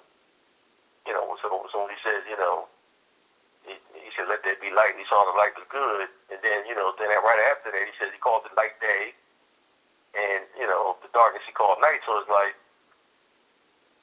almost like you would have to really look past what was said after that to give that word, to give, that meaning of light a different meaning of something else, not just light, period, like shining of light. So I'm glad that was covered as well. So looks like the floor is open. And, that's right. Shalom, you had a question on the floor concerning wages at the end of the day. And what perspective would you like to comment to address that subject? I left that question open to anyone. It was anyone that wanted to go into that precept there about wages. Why you couldn't hold them to the sunset. Why the emphasis on sunset, and why the emphasis on holding someone's wages until the sunset. Like you had to pay them that day, but you had to pay them before the sun went down, because if the sun went down, wasn't important than the sun went down. Because if that's the case, if you believe that the sun setting had no relevance, then you could pay them that night, right? You could pay them 12. You could pay them like 10 o'clock, 9 o'clock in the evening. No, I'm gonna give you money. Stop over. I'm gonna pay you like 8, 9 o'clock at night. I'm gonna give you your money. But the emphasis was on pay him while he's day, before the sun set. Because why? Because there had to be a reason why you had to pay someone before the sun went down. Because there had to be a reason for that. Like I'm saying, if it wasn't, significance to that, then you could pay a person when the sun was, after the sun was down, you could still pay a person. That was my question. Could someone elaborate on that? All right, okay. I'll comment on that. That's a pretty easy one. I mean, after a person finishes working, the day is not over, obviously, or it gets dark by a certain time. They should be allowed to do what they need to do, basically. I mean, the person needs their money. I mean, so for whatever it is they might need the money for, whether it's daily food or to take care of whatever business that, needs to be done as far as they are concerned, they basically need that money to do, to do what they need to do. So it's like, to deprive them of that, is definitely a sin, It's a sin of, it's like cruelty cruelty in a sense, especially when person's not well off or rich, or they can wait for their money. They're in a position to wait for their money, but if they're not in a position, then the creator has already said, if that person cries out, he's gonna hear their cry, and then you're in trouble, because you don't know what the creator got waiting for you to pay you back for that cruelty that you put upon that person. So, that should be a pretty easy one for if anybody knows how the creator operates and what the law is really about. But that's what that would be the answer that I would give on that particular subject. And for my brothers that don't believe the Shabbat or day begins in the evening, I want to ask y'all a question real quick. What does the word Mikra Kodesh mean?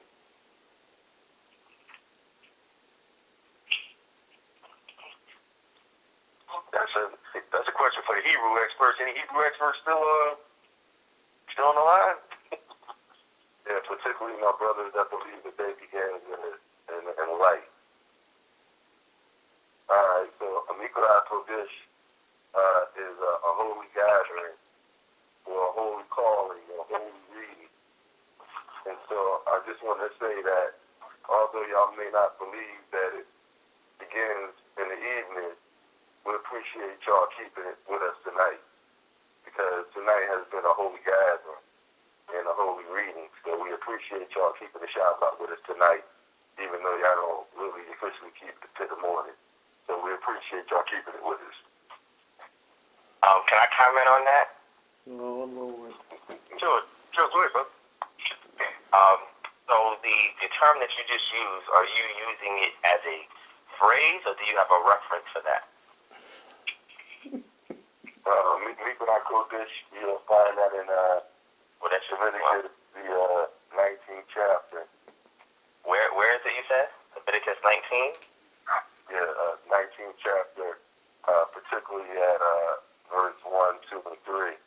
And that's actually one of the most misinterpreted verses, because it says that these are my feasts in English, and that gives people to understand that there are more than 3 feasts, because the first thing that it mentions after these are my feasts is the Sabbath day.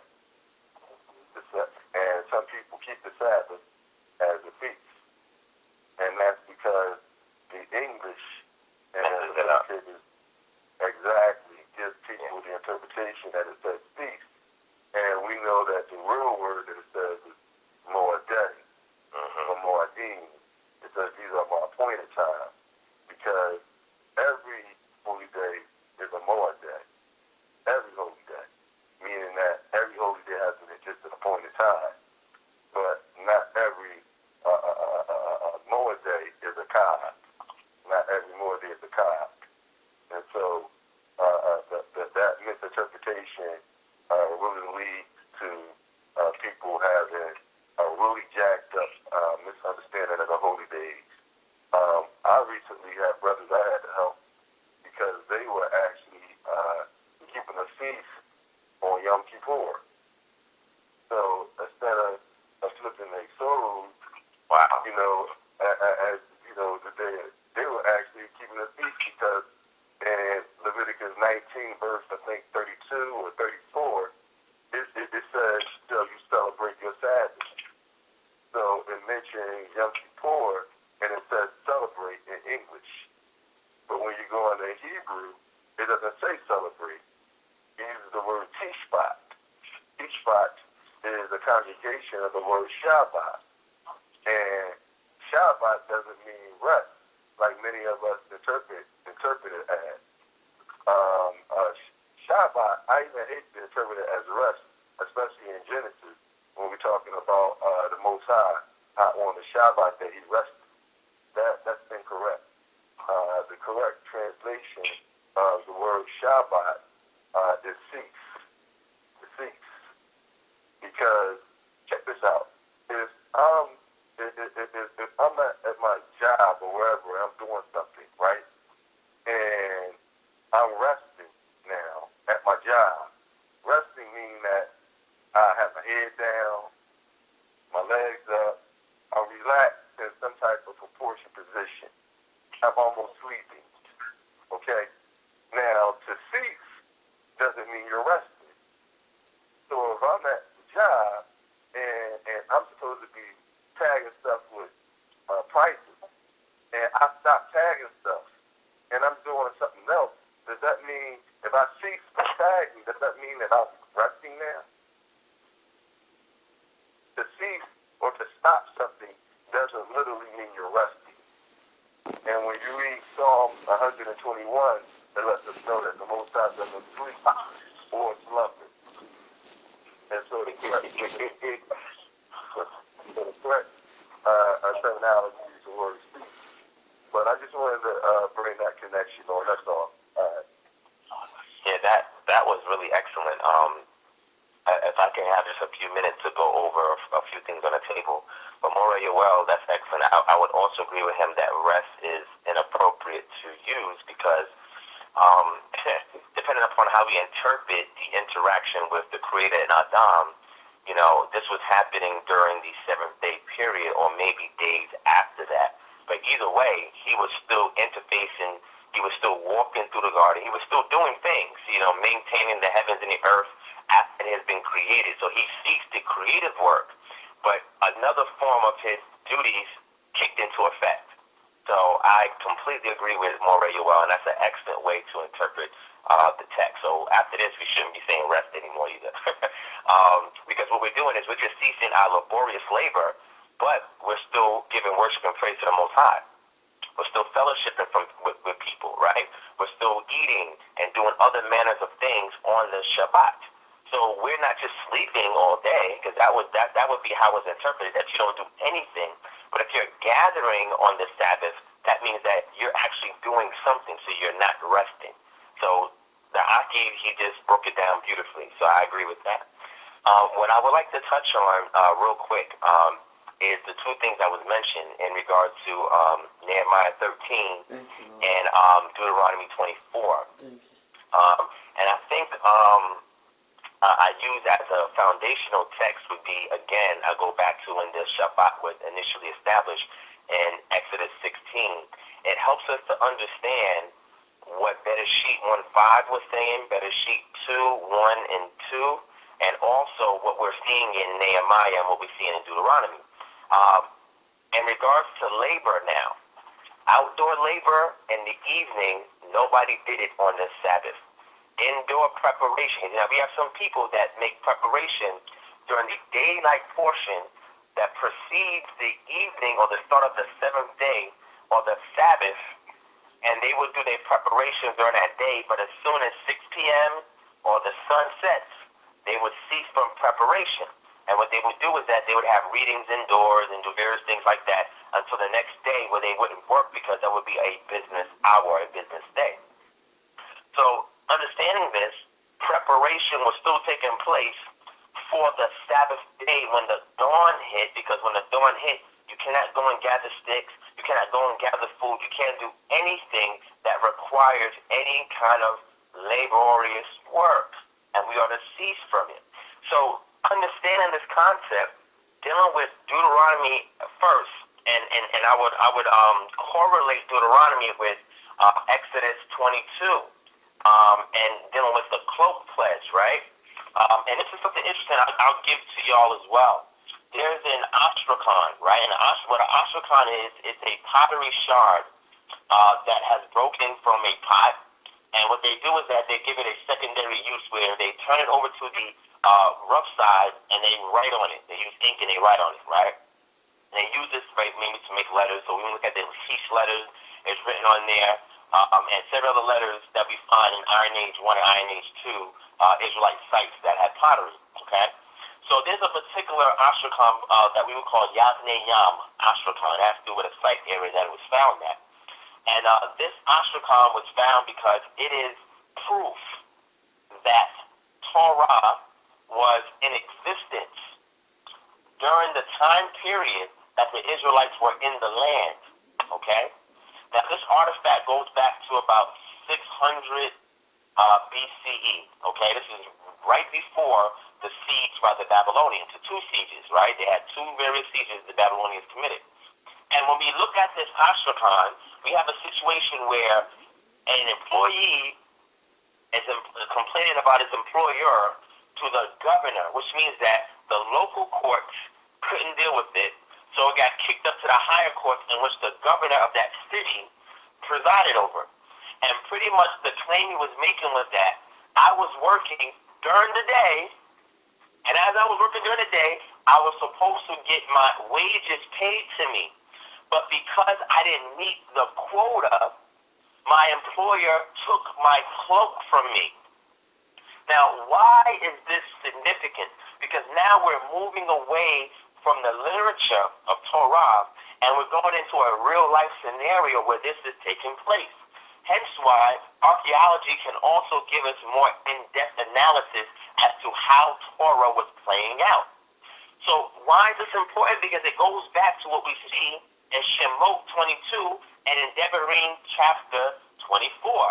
Devarim chapter 24 reads on this wise, starting at verse 12. It says, if he is a poor man, you shall not sleep. Well, let's go back to verse 11. You shall remain outside, and the man to whom you make the loan shall bring the pledge out to you. Okay? Which means that if you give somebody money, right, they want collateral until you pay them. So say, hey, I'm going to give you X amount of money for this day, but until you work and give me the money that I need something from you just in case you don't pay me. So he takes the cloak. And it says, if he is a poor man, you shall not sleep with his pledge. When the sun goes down, you shall surely return the pledge to him, that he may sleep in his cloak and bless you, and it will be righteousness today for you before Yahweh your Elohim. Now, this is important because this has to do with activities that are taking place when there is daylight, because we have the indicator there for when the sun goes down. That's very, very, very, very important, okay? So we follow that up and looking at Shemot, which is actually before Devarim, but it's in the same league of what we're talking about.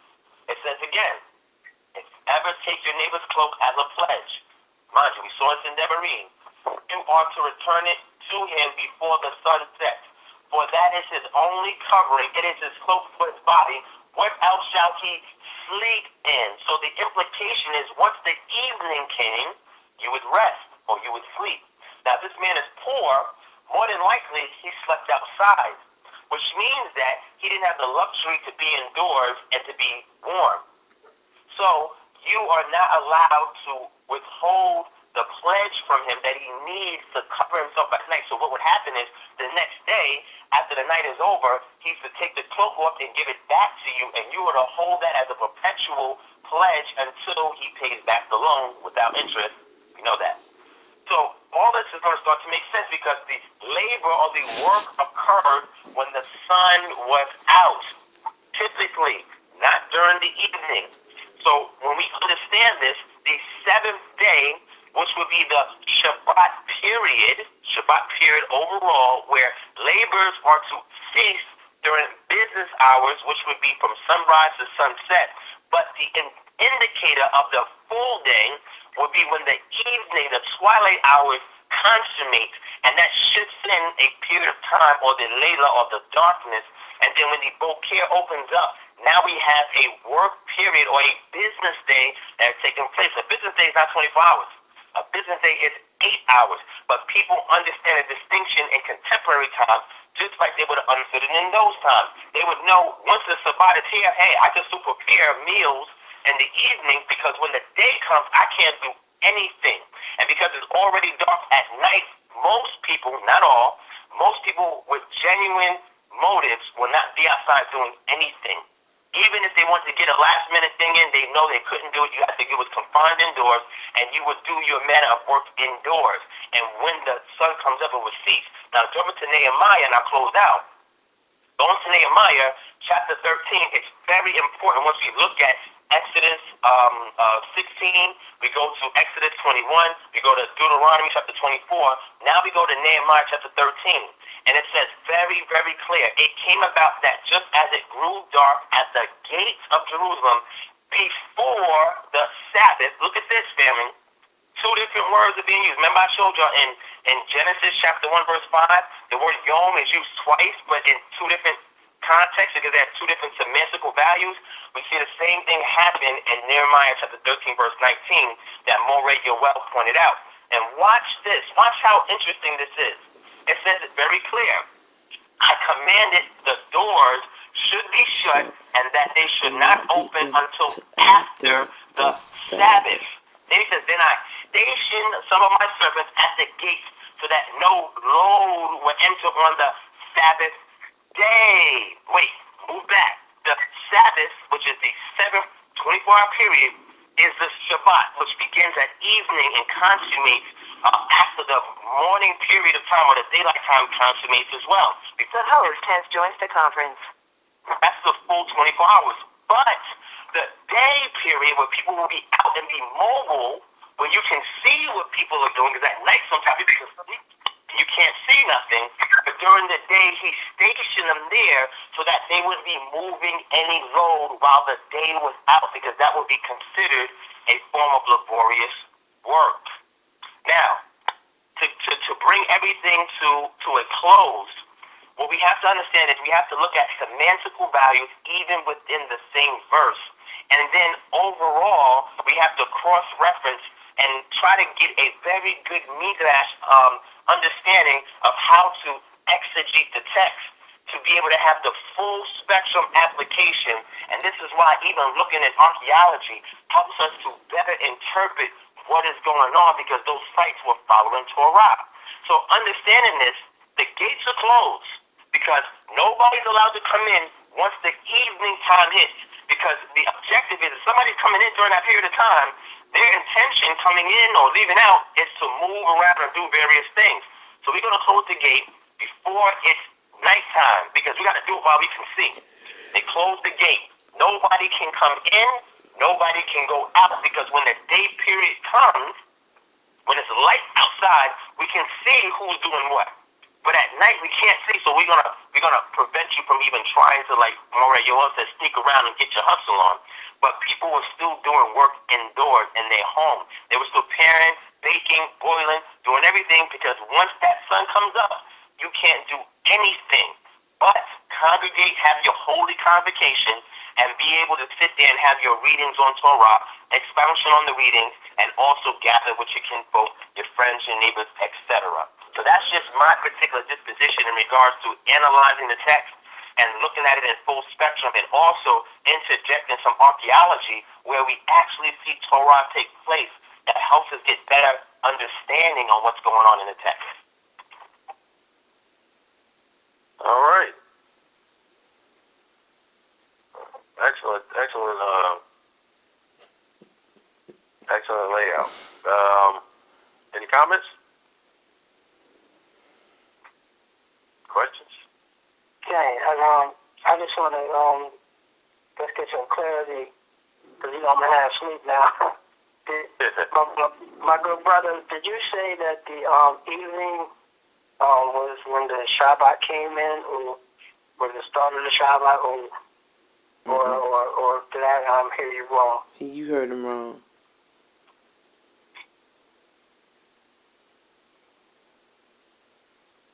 It sounded like you said that the Shabbat begins in the evening.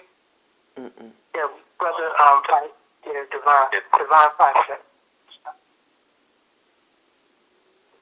Go ahead, brother, if you're still on. Yes, I'm still here. I'm sorry, I missed that.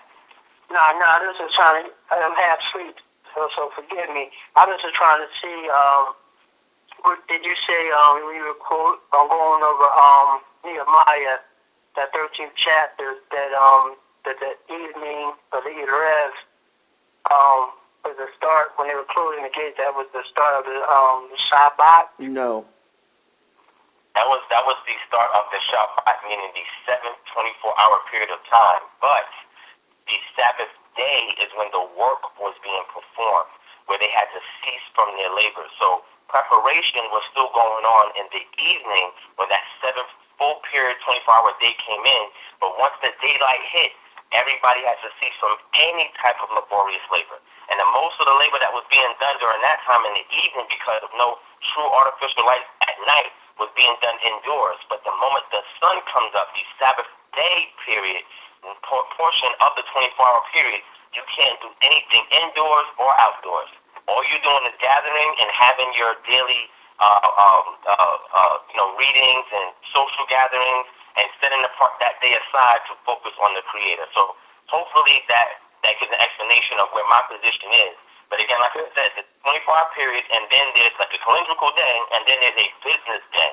The business day was when the sun came up and the sun set, and nobody did anything indoors, outdoors, whatever. But at night, the previous evening, which is a portion of the 7th period of time, people still did work, but they confined it indoors because they couldn't see outside. And that was my explanation on that. Okay, so with that in mind, so when would the Sabbath day come to a close? All right, so both, whether it's the full 24-hour period of time or whether it's just the business hours, all came to a head in the Erev going into the next day. So if we're going to use, let's say, this Gregorian calendar week as an example, Friday, let me say Friday, we're thinking about a period of time according to the Gregorian calendar, which will be 12 a.m. to 12 a.m. the next day, right?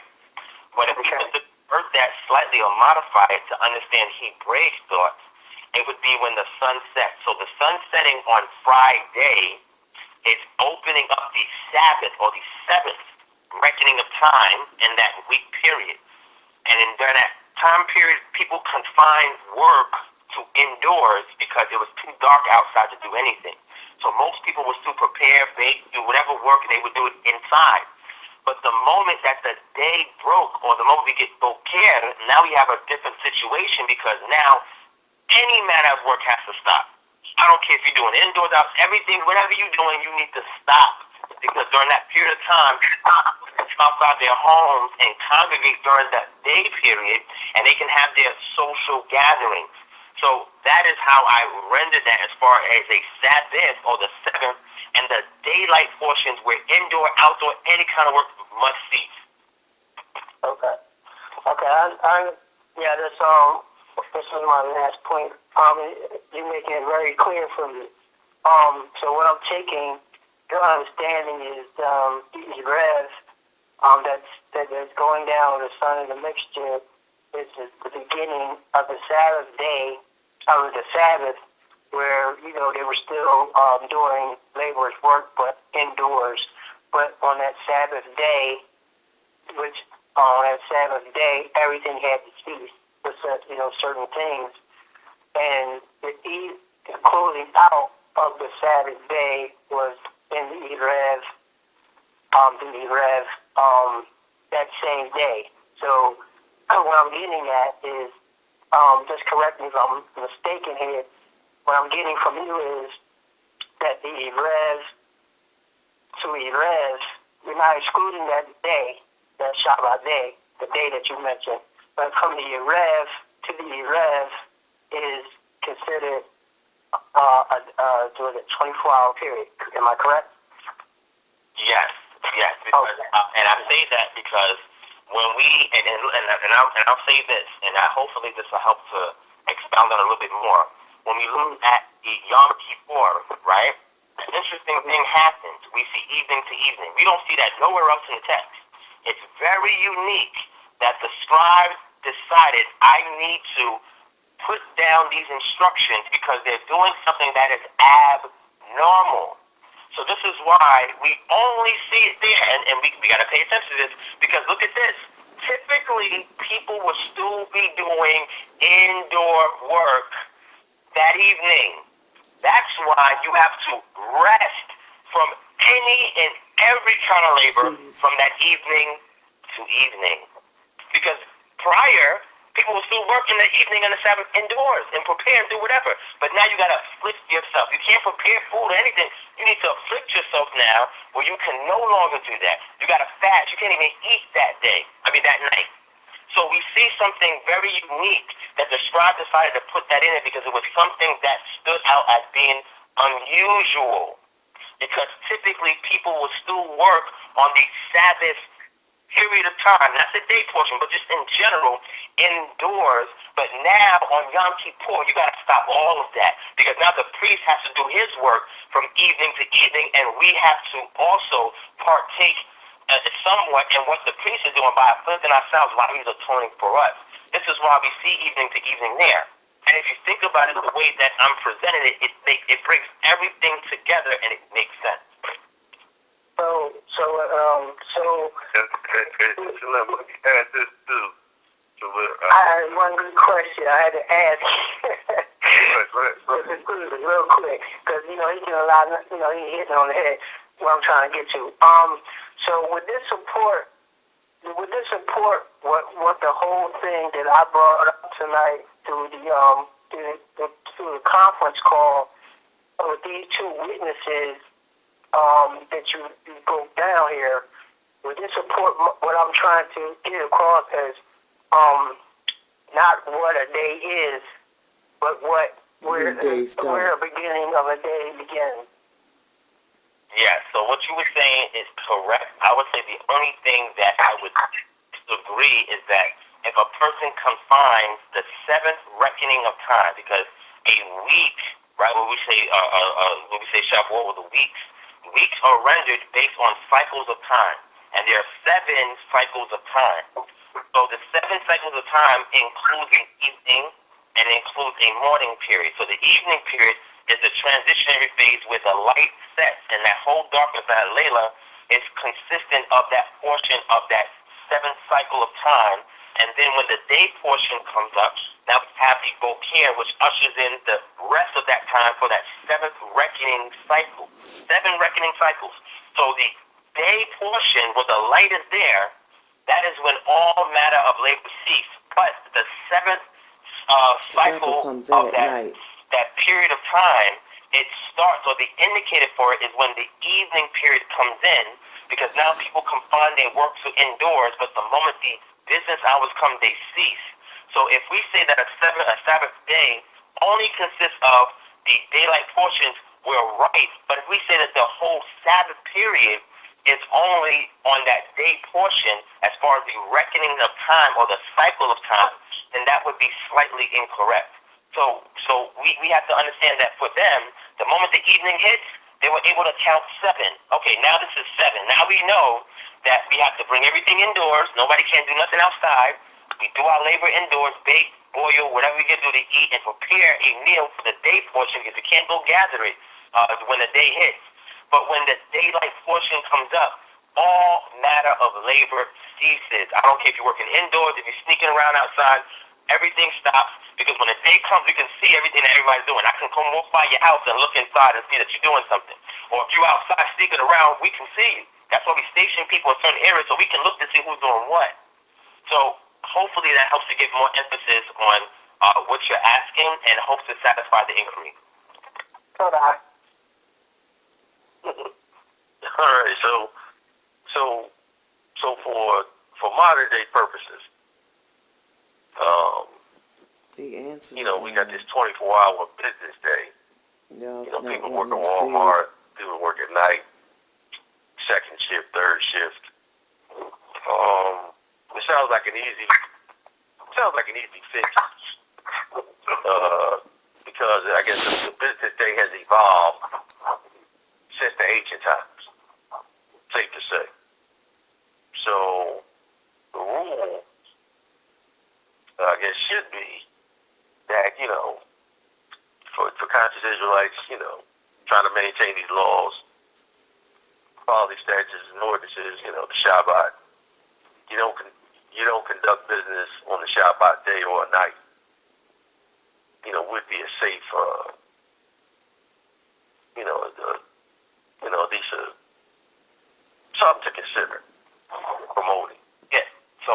say to that, Moray, is what you're saying makes sense.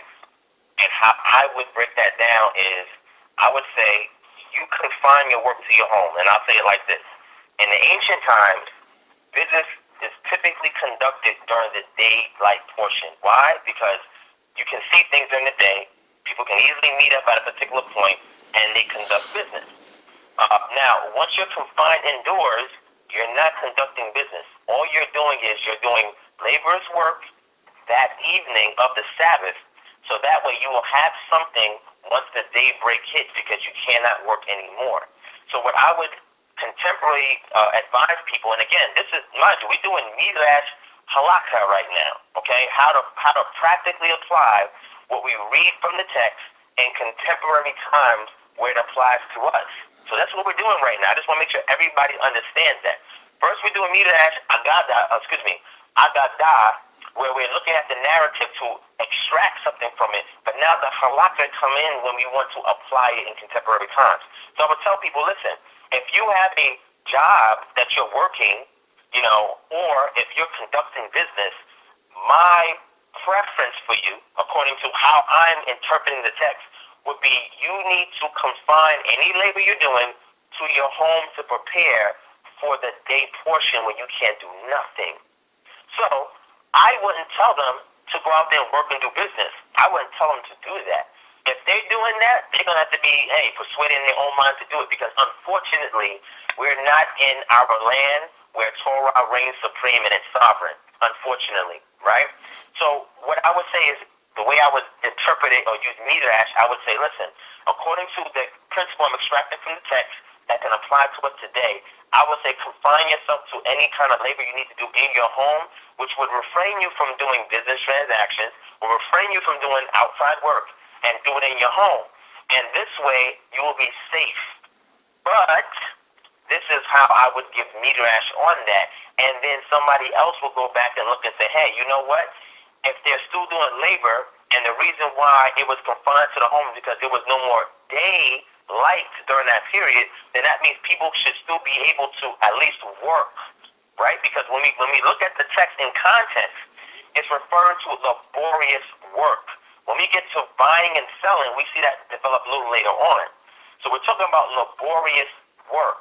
Any work that requires you to put a shovel to the ground, for you to take a sheaf of wheat, for you to pluck stuff from the plants, or from you to carry loads from one point to another. This is very, very tricky, because there's different ways people will apply and create a halakhic law out of what they're interpreting from the text. But I would say, to be on the safe note, keep whatever you got to do indoors, prepare for the Sabbath, so that way you're in the safe zone. That would be how I would interpret it if I was give those instructions out, preferably. But again, it's open up to how people decide they want to apply halakhic law to their lives. So, I'll share again. So basically, just in, I guess, keeping reverence for the Creator, you wouldn't pick the Shabbat, to start moving furniture around, or catch up on, a week or 2 weeks, or maybe a month's worth of laundry. You might got, your house needs to be painted. You might need to, do some plumbing, some electrical work. It would be best to wait or pick another day other than Shabbat to do, certain work around the house. You want to limit that to just pretty much relaxing, and you want to do a little cooking, watch a little TV,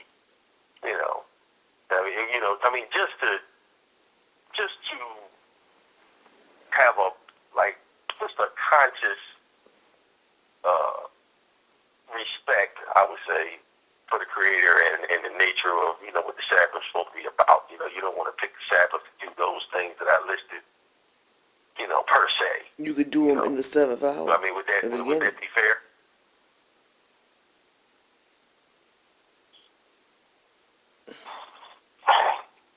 Who is that, Sumore? No. There could be anyone that want to address it. I'll share that one. Moray had a question well, when you get a chance, he had a question too. Okay, I mean that could, that question's on the floor, and if someone wanted to address the chance, and Brother Joel, you could make your comment.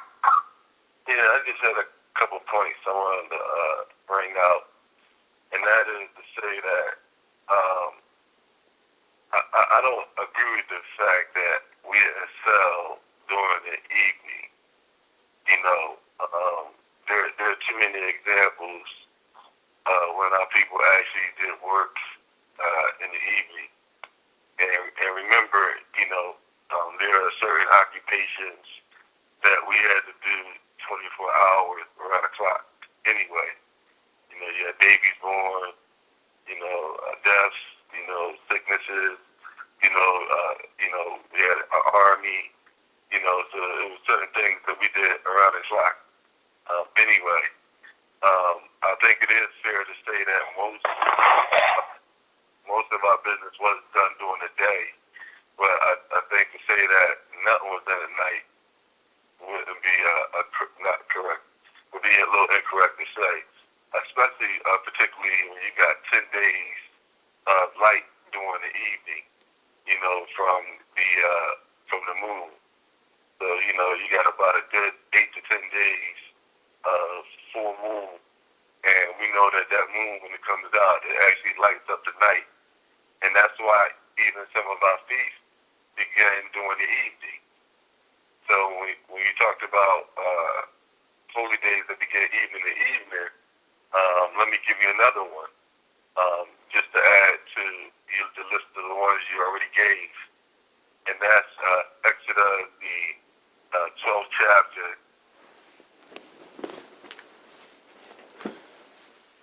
verse 18, and that's when it mentions Kagmatsu, the feast, and mentioning how you're supposed to begin the feast, what day, for the first day. It mentions the evening, and so we got other holy days that mention the day starting in the evening, and that's one of them, and that's for Passover. In reference to the Shabbat, I think that it's good that we had an understanding that, like I said, a day has multiple definitions, but let me just widen our scope a little bit, okay? Day doesn't just mean, like work day. I think that's a great breakdown, and to help people get clarification and understanding. Great example, but just kind of see where I'm going for a second. Remember we talked about context, and Yom as day can have a variety of definitions. We can't limit it now to two. We can't say that day means, this period and that period, but it would depend on the context, because it could be talking about, day of joy, day of salvation, right? Whatever. Day as a period of neither night nor day. You see what I'm saying? So we have to still stay open to making sure we look at the context rather than just saying a word either has this meaning or that meaning. So a day tonight doesn't just mean work day. It doesn't just mean evening. It doesn't just mean daylight. It doesn't just mean period of time, but it encompasses all of those definitions depending on the context that we're using. And I think that if we can come to that understanding, we've shown some growth. And I'm happy to hear from my brother Divine and to hear a lot of the growth from some of the things that he's been mentioning in terms of the Hebraic thought, and even the Mikra Kodesh and the Midrash and different concepts that help bring forth Hebraic thought and Hebraic understanding. That's very important for us to show cultural references and history. And the scripture in Nehemiah was definitely one of those cultural breakdowns of making sure that we understood an example of when the day begins and the period of time begins. So that's what I wanted to share with the family. And I'm enjoying the dialogue, and may the Most High continue to bless us all and can keep us in righteousness. Hallelujah.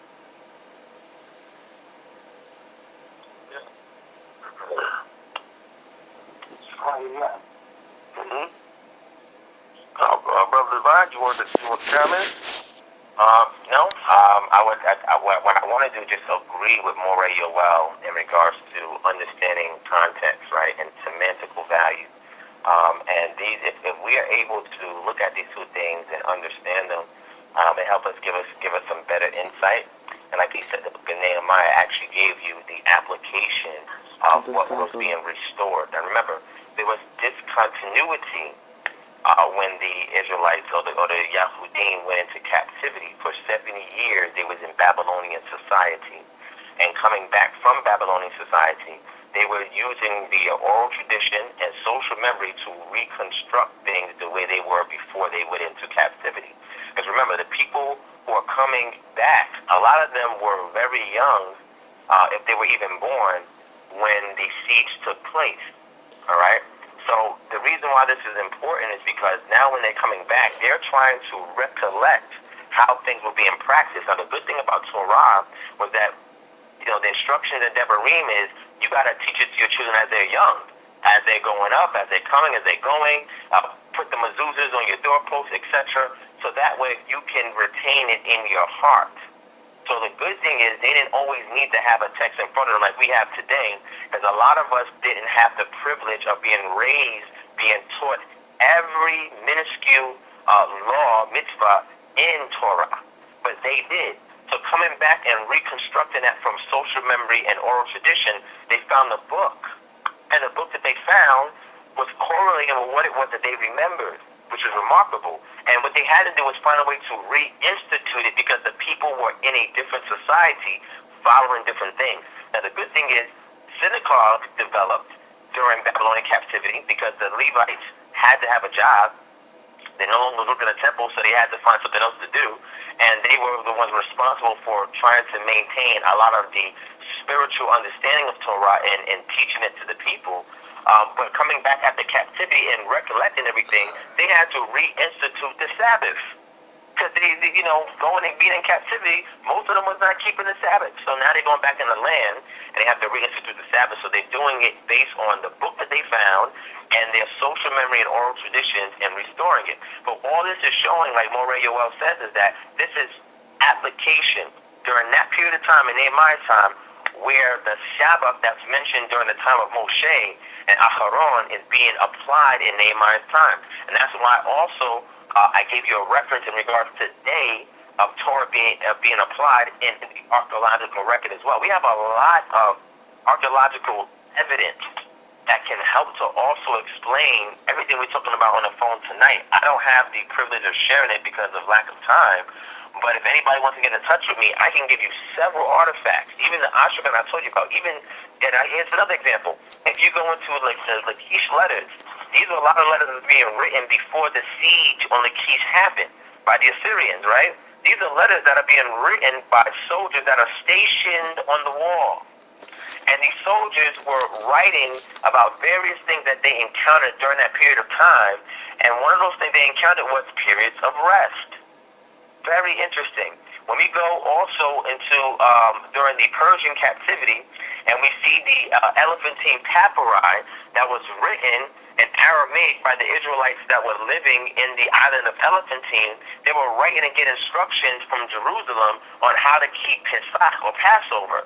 And again, if you read a lot of these letters, and it just didn't have the Passover letter, but there was other letters, you get to see how they understood the reckoning of time, how they understood when to rest, how they reckoned days. You see all of this.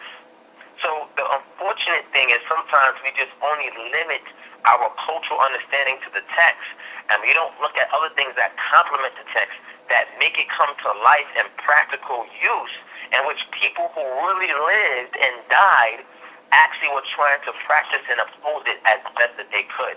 And a lot of times we lose a lot of that information because the earliest works that we have is during the Grecian captivity, in which we had a different way of describing the text that we had.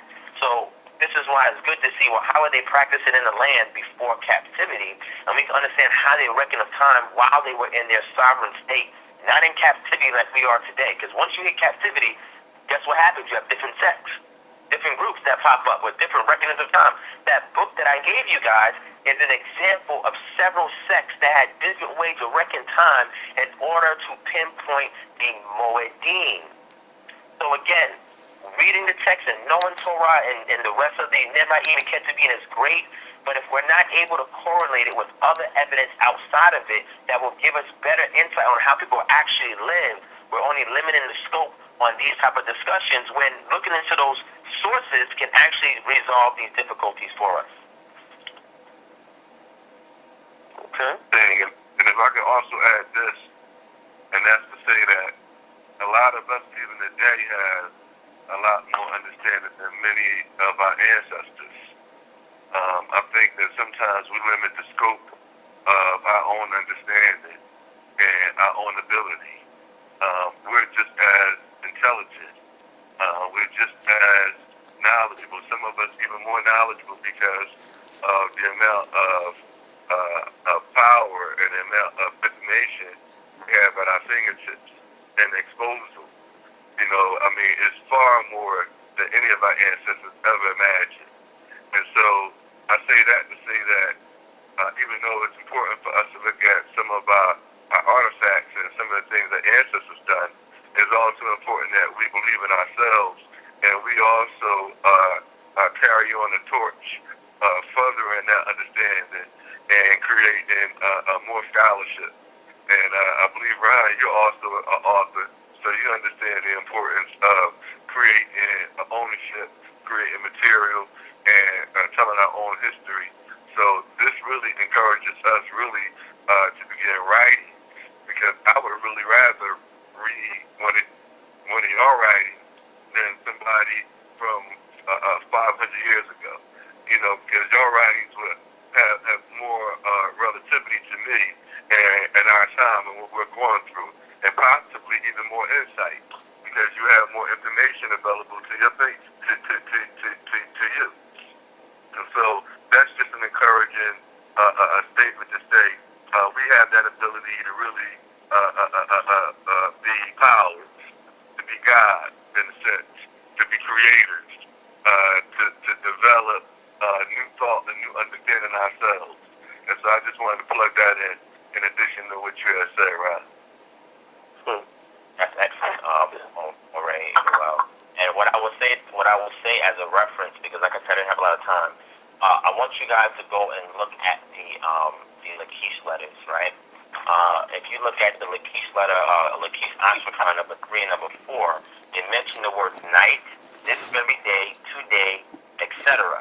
When you go back and look at how it's transcribed from the actual Ashrakan, you'll see what words that they're using and the context in which they're using it, right? And if you go back and look at these things, and I believe that they're housed in the British Museum, if my memory serves me correctly, you can actually go online and look these things up. And there's a couple of books as well that you can get from a university or library where they actually have the description and translation of these letters. And again, you can see that, for example, fleeing or moving, a lot of times, depending upon the situation, typically it would be during the day. But if there was some kind of issue, like for example in Shemot 12, where they left in the evening, where they had to leave in a rush, they would leave during the day. So certain things were going on, like certain attacks were going on in the city, and the people were lighting fires and sending fire signals, right? They were traveling and bringing loads with them during certain periods of time. And when you actually see how they're living their life, it's looking at Torah in real-world scenarios. So I encourage everybody, just one of many groups of letters that we have from our ancestors. But, you know, like Morayo says, it's best to look at works of our contemporaries, because we'll be able to see things that they didn't see and be able to put all this data together to better present it community as servants first before we become teachers. We must be servant students before we can step on and say, no, I'm going to teach everybody. Well, I'm a rabbi, I'm a moray, but who are you serving? Right? Are you more about other people or yourself? And I think the good thing about all of us on this line tonight, and I end up with this, is that we all strive to be servants.